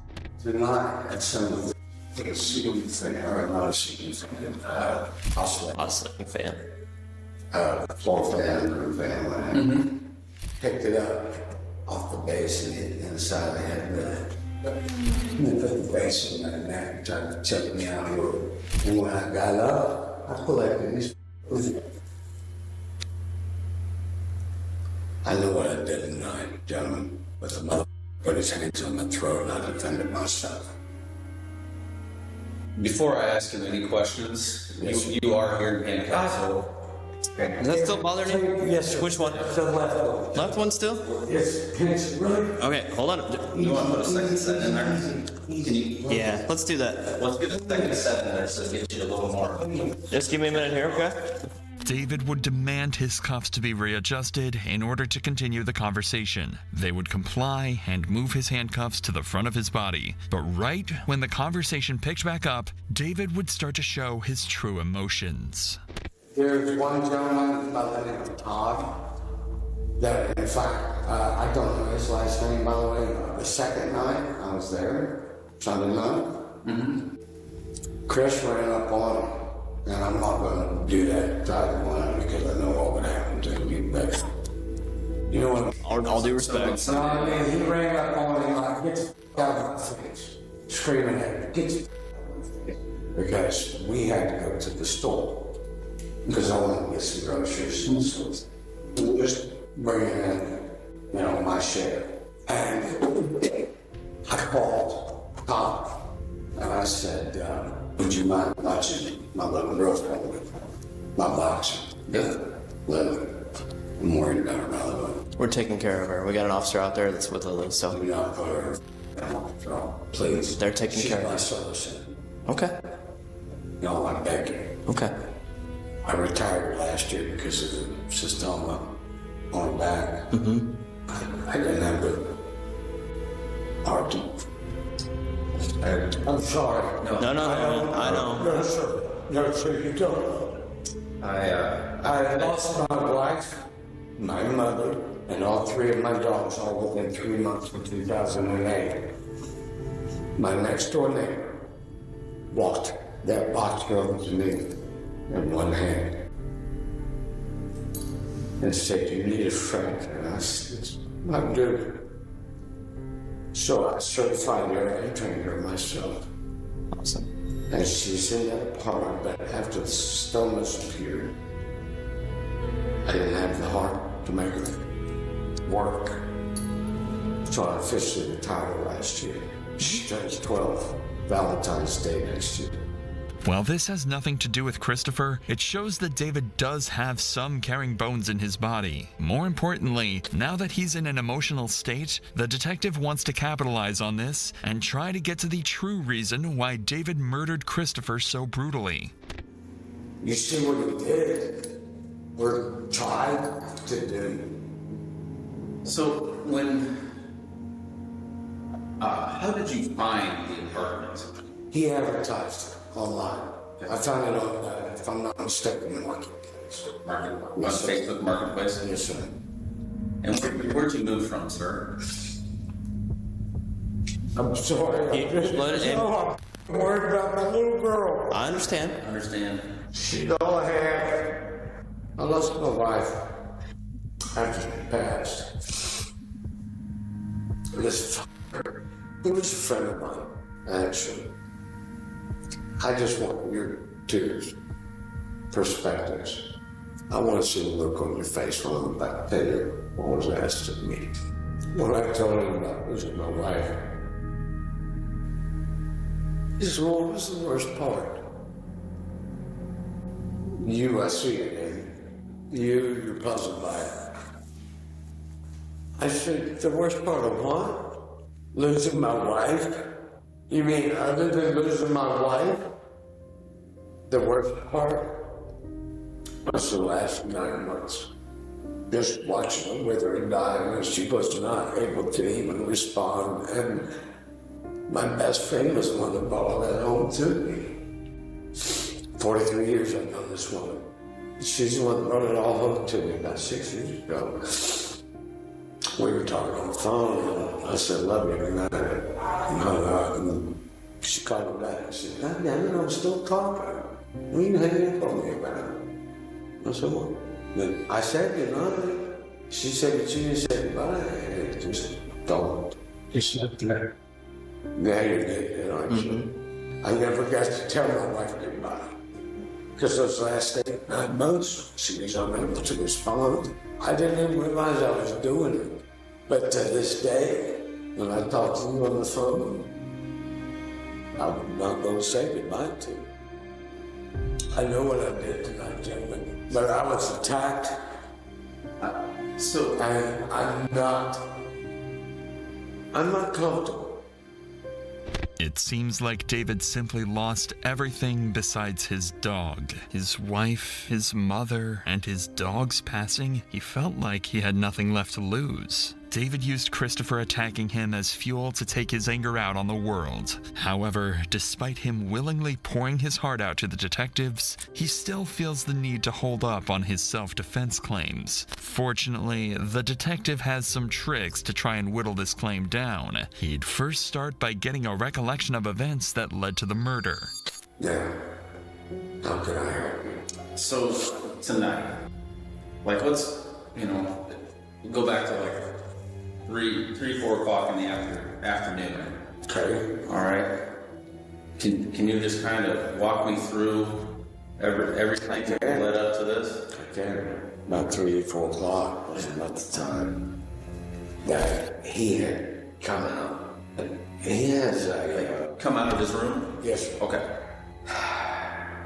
Well, he had an Xbox out in the living room as well as in the bedroom, and my PlayStation 4 had just grabbed it out. My fade went running, so I couldn't use my PlayStation. And I said, do you mind if I use your Xbox? Well, no, I said, okay. He needs my credit card information for Xbox. Well, yeah, so you buy your I'm game. just trying to play your console, dude. I don't want to buy shit. Well, it's just $1 to get you registered. Okay. He needs all my previous addresses and all this. I'm thinking, what the f*** are you doing, dude? I just want to play your console. Is this a recurring charge? I asked. Yes, $1 every month. It was worth $1.05. About 3 minutes later, I got an email. You can pull it up on my phone. It's right there. All right. Okay. $15.99 a month recurring. The mother. He signed up for the trial and then. Yes, sir. He is talking about Xbox Game Pass, if y'all didn't know that. Shotgun knocked on his door. And you gotta say, I'm sleeping, he says. Really? 5 minutes after you just walk out of the room. Okay. I do have a question. I'm sleeping, he screams at me. I'm gonna say, that's when he came rushing in with the fan and all that. Okay. So was the fan in his room? Yes, sir. And he came out of the room? The fan's still in his room. A couple of pieces. Because he was part of it to try to choke me out. So he... The base on it is when he pressed it against my throat. And his 300 spag sat on my chest. According to David, once he confronted Christopher about the additional $14 worth of charges, he seemingly burst through his door and attempted to choke him out. Obviously, this seems extremely uncalled for and far-fetched, so the detective would try to debunk this as much as possible. So after you flipped him off, what happened next? Fair. Smart. I know you are. I flip him over on his back. Okay. I jump up. He'll take off running. He throws something. I don't know. It hit me in the back of the head, so I would assume either the stem and the base, the fan and the stem, or the base itself that he was trying to choke me out with, something that hit me in the back of the head. I ran to my room because he had already put his hand on. I knew what I was going for. And I went and got it. And what was that? It's a kukri. You know what that is? Is that... No, I was thinking a karambit with it. So no, I don't think I know what style of blade that is. It's a short machete with a thick, curved blade. Okay. Shaped like a banana. You got that from your room? Yes, sir. And out of its sheath. Because I slept with it the last 3 nights. Because of the first night he came out. This is David's first major slip-up. He clearly states that he managed to get to his room without Christopher attacking him, yet proceeded to grab his machete and approach him to attack. If he truly wanted to safely de-escalate the situation, he could have easily shut his door and called 911. David had no intentions of de-escalating, but rather to kill. And what he says next would prove this even further. And then did he come into your room, or did you go back out of your room and... No, I came back out of my room and met him in the hallway as he was heading to my room. I met him halfway. Okay. That's why you saw the blood. I saw the blood. There's blood from the hallway all the way in. So you guys kind of met in the middle between the rooms there. And then I shoved him back in the bathroom and said, "You're going to die. That's what you find me on that floor."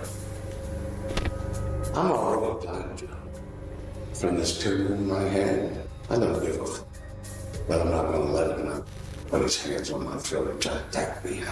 Not without a fight. So you shoved him into the bathroom? And you... I didn't shove him. I suppose he got dead skull. And he fell in there. Because he was running away from me. Please, please, please. And I said, I'm not your prisoner. This was the nail in the coffin for David. His efforts to claim self-defense were meaningless after what he just admitted. You want to keep talking to prison? I know he was. You can tell he was cold-hearted from the beginning. Is that your game? I'm not your prison. So, where was the first blow that you landed? Towards the end of the hallway, just as you come from my bedroom to the kitchen/living. I was in the apartment, so not at his room door, but No, not at that as you're door. coming in. Remember that hallway where I went down to my room? Yeah. Okay, where that hallway ends, at the beginning of the kitchen/living room area, those blood drops. Yeah, that's where all the blood was in there. And then where did that land on his body? You remember? First one, I recall, it would be the right-hand side of his right. Right, his right hand side. And he was facing. He was facing away from you when you said he was recruiting. He was looking right at us. And it was in your right hand or your left hand? The blade. The blade? Yeah. It was in my right hand. Okay. So if I had a blade in my right hand and it hit the right side of his face, Yes, right. it was a cross. Yes, sir. Kind of like that? Yes, sir. Okay. All right, so one was here. Was there a second one? No, there was 3 or 4. 3 or 4? Were they all the same motion to the same side of the body, or after that first one? After that first one, I couldn't tell you, to be honest with you. Okay. At any time, did you feel like you had a chance to separate and get away from him? I'm not sure I understand the question. I mean, what's that he's done, down, or that when you out for the count kind of thing, or when you came out of your room and he saw you had the blade? Oh no, he was still trying to fight. Okay. And he didn't go down until I had Zola on the phone when they arrived, because I called Zola and I said, Zola, I'm going to jail. And she said, oh, goddamn, I'm going to do it. You gentlemen have been in tussles. Do you stop until they're done? No. I just kept swinging. And he kept moving backwards? Yes, sir. Okay. Look, I'm just telling you. I kept going until it was done. And you said you picked up part of the fan at some point? I picked up the fan, yes. Because that was still somewhere close. It's all over the bedroom, bathroom. Yeah, gotcha. Pieces of it everywhere. You saw it. I saw it, yeah. What'd you do with the blade? You want to answer that one? You know where? I know where it's at. It was sitting on the dining room table. I left it. On the dining room table? Yeah, on the table. Was anyone else, was Todd at the apartment when this happened? He was. Matter of fact, I went back and knocked on his door and I said, Todd, I may or may not have just get that motherfucker piece of shit. He started shaking, quivering. I needed some alcohol and took off. When was the last I saw Todd? And that was before we got there? Yes, sir. Okay. So you had moved here from Bryant, you said? Yes, sir. From Bryant's in Arkansas? Bryant, Arkansas, yes, sir. And I guess, do you have family in Ames? I have no family. My wife and my mother was the last time. Psycho. I'm all alone in this world. And I'm dying too, so I don't give a f***. I really don't. Psycho. Because you said you have a tumor? Yes, Is that what you said? Sorry to hear that, man. The entire, matter of fact, these are the doctor's words, not mine. It's the largest they've ever seen. They don't know how I'm walking around. But it's the same thing with Sarah when they said I'd never use that arm again, too. Mm-hmm. That's the one I used to take that mother head apart tonight. Do you feel you went overboard tonight? No, sir. I didn't go overboard. I did what I had to do to get that big fat off of me. He outweighs me by 120 pounds. I did what I had to do.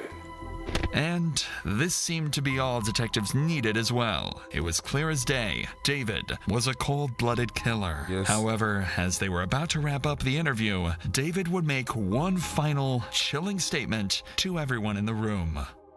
You crying now? I'm not sorry for what I've done. I did what I had to do. I hope you gentlemen understand. Do you need another tissue? David spared no remorse to Christopher and wanted the officers to be fully aware of that. Unfortunately for him, the judge wouldn't spare him any remorse either, and David Sean Hunter would be charged with first-degree murder for the brutal killing of Christopher Swalwell. In September of 2021, he was sentenced to life in prison without the possibility of parole. He would file for a mistrial later that year, but was swiftly denied by the court. Hold on, y'all. Like, did he really try to go for a mistrial? Like, he...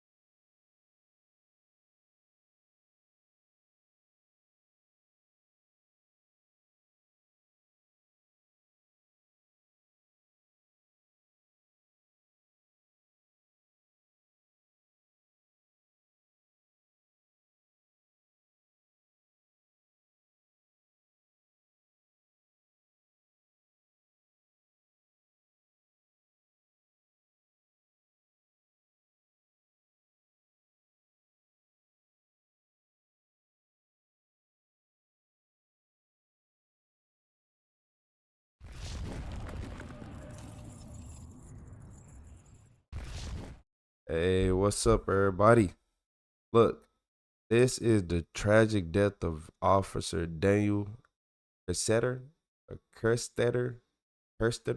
I don't want to say it wrong, so I'm going to let the narrator do it. On September 13th, 2024, motor carrier officer Daniel Kerstetter of the Michigan State Police stopped a tractor trailer. Unknown to him, it would be the last shift of his life. Since 1982, Michigan's motor carrier officers focus enforcement on commercial vehicles. Stationed on highways and at way stations, they are also armed and prepared first responders. 20 and 2199 traffic. 75 north, white semi and trailer. Hello, sir. Good. Officer Chris here, State Police. Reason for stop was left lane use. Oh. You're going to see another sign. I think you passed another one. But yeah, in Michigan, when there's more than 2 lanes of travel, you can't be in the left lane. Do you have your driver's license, registration, insurance, paperwork? Where are you coming from? Ohio. Okay. I know that, man. I seen that lady just pointing at me like, oh, what was she doing? Oh, the driver? She's probably telling you I was behind you. That in the whole state of Yeah, from Michigan, yeah. Left lane, dog. Though it may seem clear that trucks must follow these signs in Michigan, many drivers wrongly view them as guidelines. In states like Ohio, where this driver is certified, the law does not exist, at least at the time of posting this video. The confusion stemmed from the 1988 law lacking a consequence clause, leaving no clear standard for officers to cite truckers. In 2021, the law was amended to classify the action as a civil violation, giving officers authority to stop and cite drivers. Despite the change, lawmakers and news reports through 2025 still indicate police cannot yet enforce the rule. Months after this very incident, Representative William Bruck explained why he is amending the law again in Michigan. We've all faced the frustrations of driving on the freeways, and especially when there's heavier vehicles that are just in front of you. And so for this bill, it simply says that if there's a freeway, limited access freeway, 3 lanes or more, that left lane is restricted from heavy truck traffic. Representative Bruck's amendment likely aims to use clearer language by defining exactly what drivers cannot do, rather than stating what they are allowed to do. Instead of requiring trucks to stay in the right 2 lanes, it now explicitly bans them from the leftmost lane, which has the possibly unintended effect of permitting truckers to use more lanes. And I have to give a lot of credit to MDOT. Gave us a lot of help and assistance in making this bill, as well as the MSP and their direction and getting their neutrality, I should say, on this. Currently, our state law, there's many signs. You see signs that say truck traffic, right 2 lanes, but there's no mechanism within our state law that allows them to actually enforce that. You're like the 3rd guy this week that did that, yeah. Where's that sign? You're going to see them. Yeah, they're on the right side. It'll say trucks use the left 2 lanes. Officer Kerstetter proceeds to conduct what appears to be a level 1 inspection, the most intense inspection a motor carrier officer can do. After inspecting the truck, its cargo and paperwork, Officer Kerstetter returns to his vehicle. Over 40 minutes have passed, and in that time, 4 large trucks have illegally used the left lane, about 1 every 10 minutes, a rate state police aim to reduce through stops like this. Unfortunately, Officer Kerstetter does not see what happens next.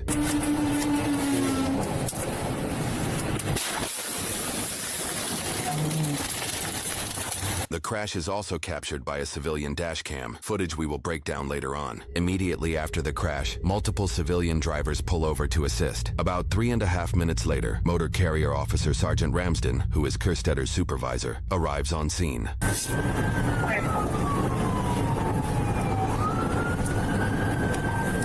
or right shoulder? We're trying to find it on camera. I don't know if it's on the shoulder or blocking. We're firing EMS on the way. We possibly have an unconscious officer out there and another caller stating someone's having a seizure. Right shoulder, gonna have both lanes, middle and right. What? Both in here? Both in here. One in here and then a trooper. Yeah, we'll get to that. Hey. Damn radio.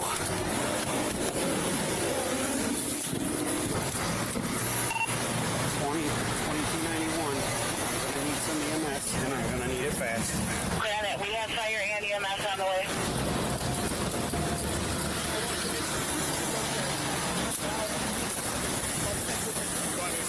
Don't touch her.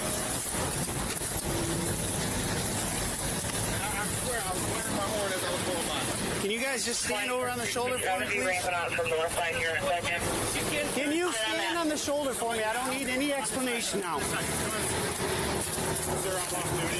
Okay. You want help? Nope. Nope. Okay.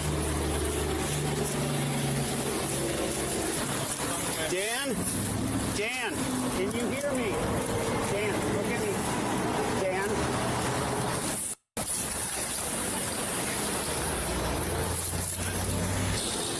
Morning, I got one unconscious victim, not breathing, no pulse. That's right. And Officer Kerstetter is unresponsive. Clear on that.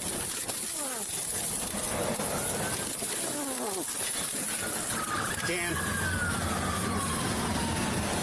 Dan, look at me. Can you hear me?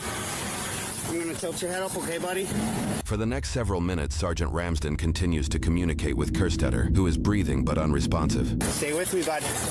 Stay with me. What do you need? I need EMS. I'm just holding C-spine. No. Me, bud. Hey, there's someone in this house. There's no pulse. 2194, you put me rolling that way. 2191, same traffic. For all troopers that are responding, try to keep that freeway open as much as possible for right now so we can get medical personnel to the officer. Gotta keep breathing for me, okay? I don't know how we're gonna get him out of here. Is he breathing? Can't get him out. Is he breathing?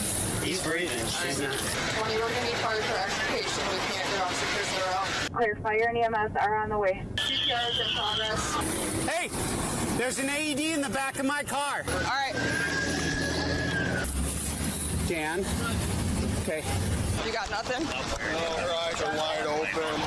Fire and EMS are coming up the plane northbound, 4 miles behind you guys. Just not responsive. He's breathing. He's just not responsive.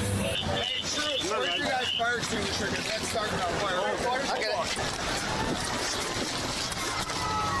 it. Look, Dan, look at me. Keep your eyes open, okay?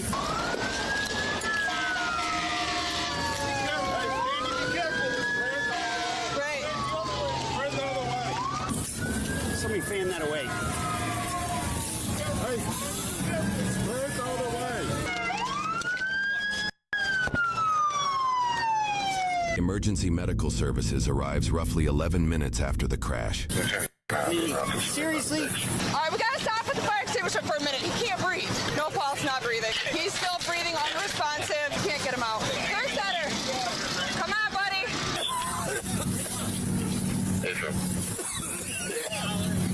You said no pulse? 2218 and myself and 77 I just alerted AR-25 to this. He would like the first AI there to give him a call. Doing a great job. Come on.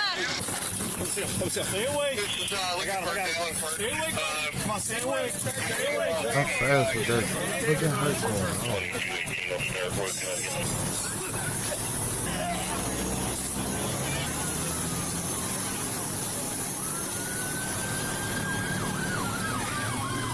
They're going to use their jaws right now to get him out. Officials use the jaws of life to free Officer Kerstetter.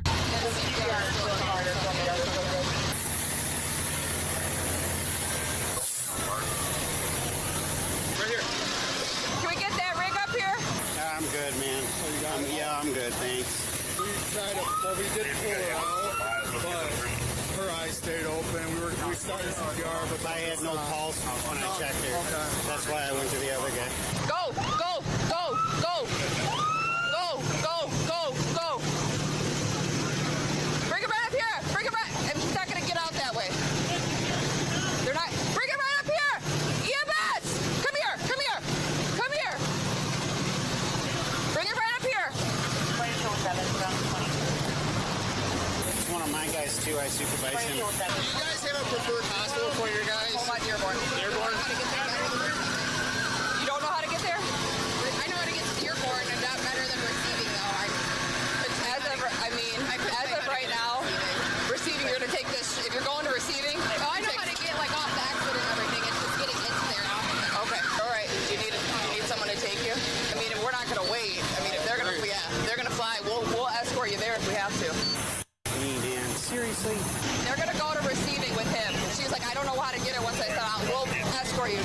I'm following them with him. Okay, so if you want to get him to receiving? Yeah. Okay. Okay, well, if we can get him out, can we just transport him? Yeah, I don't know how long it's going to. Yeah. The bird's already en route, so whoever gets him out first, if he gets out in this rig, we're going to escort him down. Yeah, Dan Kerstetter. You have any other information on him? Yeah, come with me. Stetter. Sarge, I know you're busy. Do we have someone going to this house? Here's his spouse's name. By the time we get him out, we're going to have to wait probably 40 minutes for a chopper. So we don't want to do that. So We're not waiting. they said receiving, though. So they're not going They can go to receiving. Sure. We're going to escort him there. Hey, heads up. We got to take Kerstetter to receiving. We're going to have to help the ambulance get through all this stuff. So it looks like he's getting all right now. Okay. You guys see both his hands? I just want to make sure they're clear. Yes. That's all. His hands are clear. Meaning like he didn't grab for his gun because he's in fight or flight. State Police then strategically escorts the ambulance by blocking traffic along the way. DPD's got it shut down too, so when you guys are rolling, all the intersections are closed to receiving. He's on the stretcher. Yep, it's all clear the whole way. They're going to be scouting and blocking intersections. Yep. Station 20, DPD's going to have Mac shut down all the way to the hospital. Mac and 75, we know you're coming from the south, so they'll have that locked down. In the air, 25, no prep, interaction bridge. If you guys want to block intersections, it's going to be the private EMS that's rolling out right now.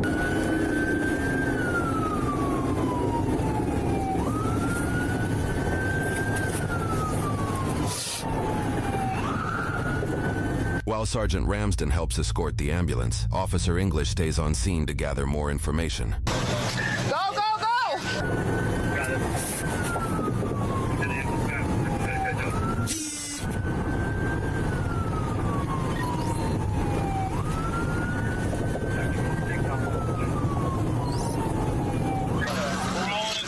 If you guys want to block it.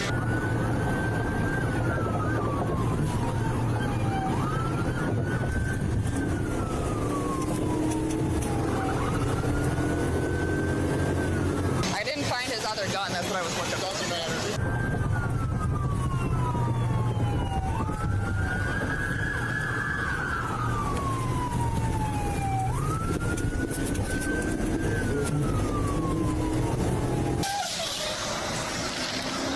You okay?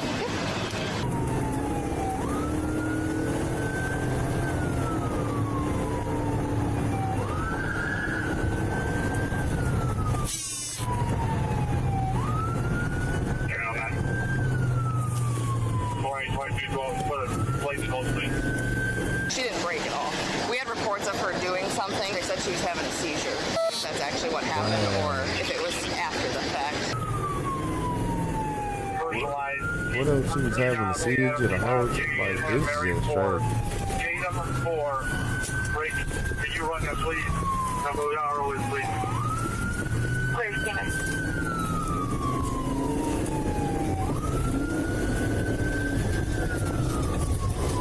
Did you see anything with her? She never hold her steering wheel, especially left arm. It was like crooked like this way, and she was like holding this arm like all the way she was hitting the curb. I watched her for about like maybe 10 to 15 seconds. Right, but so she hit the left wall or the right wall? No, she veered from the left. In front of me, I braked. Okay. She went all the way over. Was she having a medical emergency? I wonder.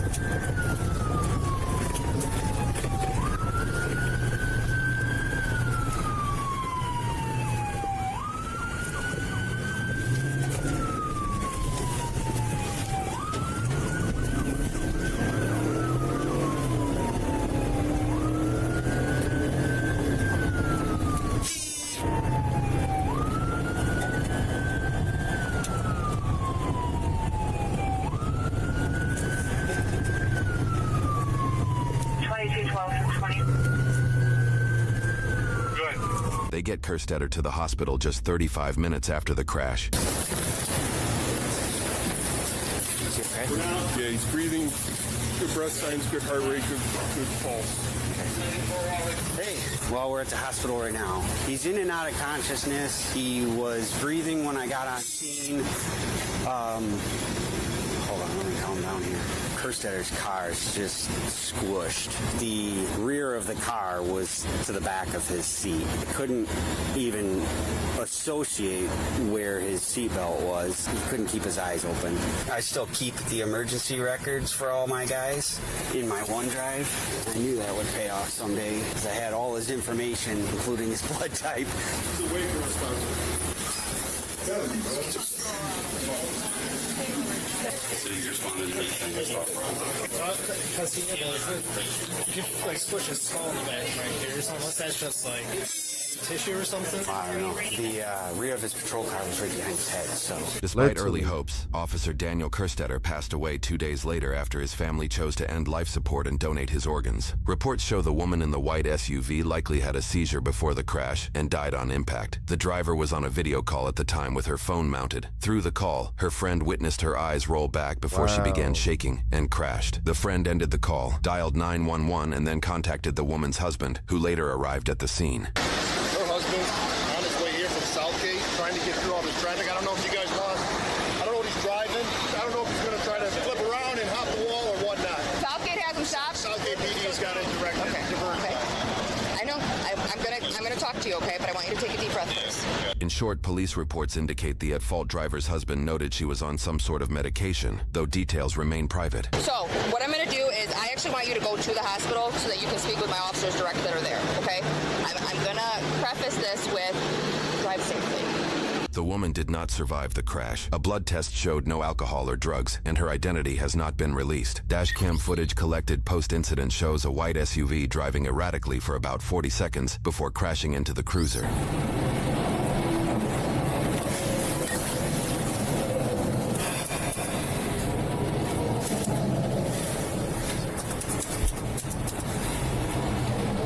God damn it.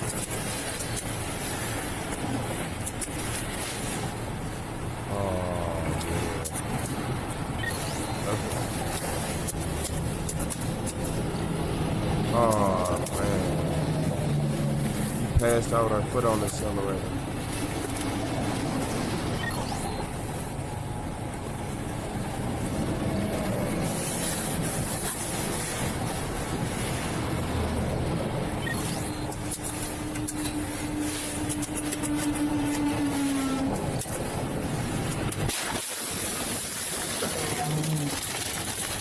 Crash reports say the SUV was going about 90 miles per hour. On impact, witnesses saw the vehicle lift off the ground. In the end,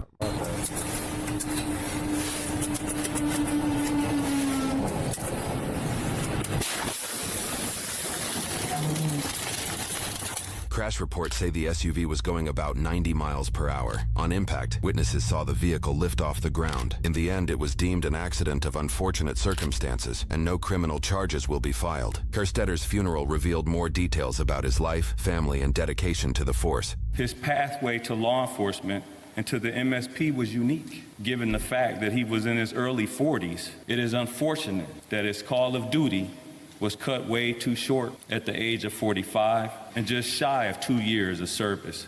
My brother's legacy is not just in the badge he wore, but in the countless lives he touched. He was the first Michigan State Police motor vehicle officer killed in the line of duty, a testament to his bravery and sacrifice. Thank you to the countless troopers from all over the U.S., North Carolina, Iowa, Illinois, Missouri, Connecticut, the great state of New York, where Danny is from, I think even Canada. He would be so in awe and impressed and just think this was the coolest thing ever. I take great comfort in knowing that he knew how much I loved him, how much his children loved him, how much his friends and family loved him. Danny, loving you changed my life. Losing you has done the same. But I promise you, baby, your children will never forget their daddy. We will celebrate and honor you every day. In lieu of donating to the family, online obituaries direct support to the Michigan State Police Troopers Association. A link to that organization can be found below this video. How do you protect yourself from a threat that has no intention, no malice? Man, I'm not even gonna lie to y'all. Not even gonna lie to y'all. His car, it was just like unrealistic. Like that car didn't look real.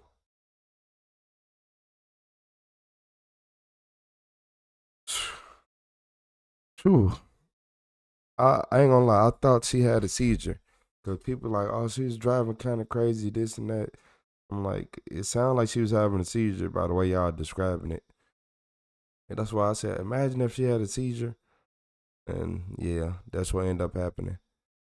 And the fact that they both died, That's literally a crazy, unfortunate accident. But the real criminal is this family of his. I don't like the fact that y'all, yeah, I don't know. They donate the organs. Y'all did that a little quick. You did that a little quick. Like you just wanted some money. I'm just, man, hey, hey, I'm here to tell y'all the truth. That looked like a little money grab. Don't take me off life support. Nope. If I can still be on here, don't take me off just because. Nah. And don't donate my organs. I'm still here.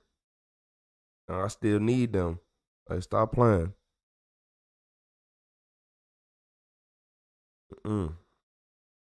Hey, I don't want to say too much because me personally, yeah, that looks a little. Let me shut up. RP Daniel, Mr. Kerstetter.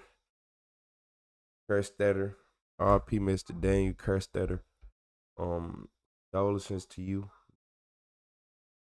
And yeah, I just can't get with the way they put him on, like took him off life support that quick. 2 days, hey, a month, 2 months, okay. 2 days, a week, at least a week. Wait at least a week. Like, oh nah, that's just me though. Retro Supervillain, I'm out. Hey y'all, everybody tap in. Hit that like button, hit that subscribe button. I'm out of here, y'all.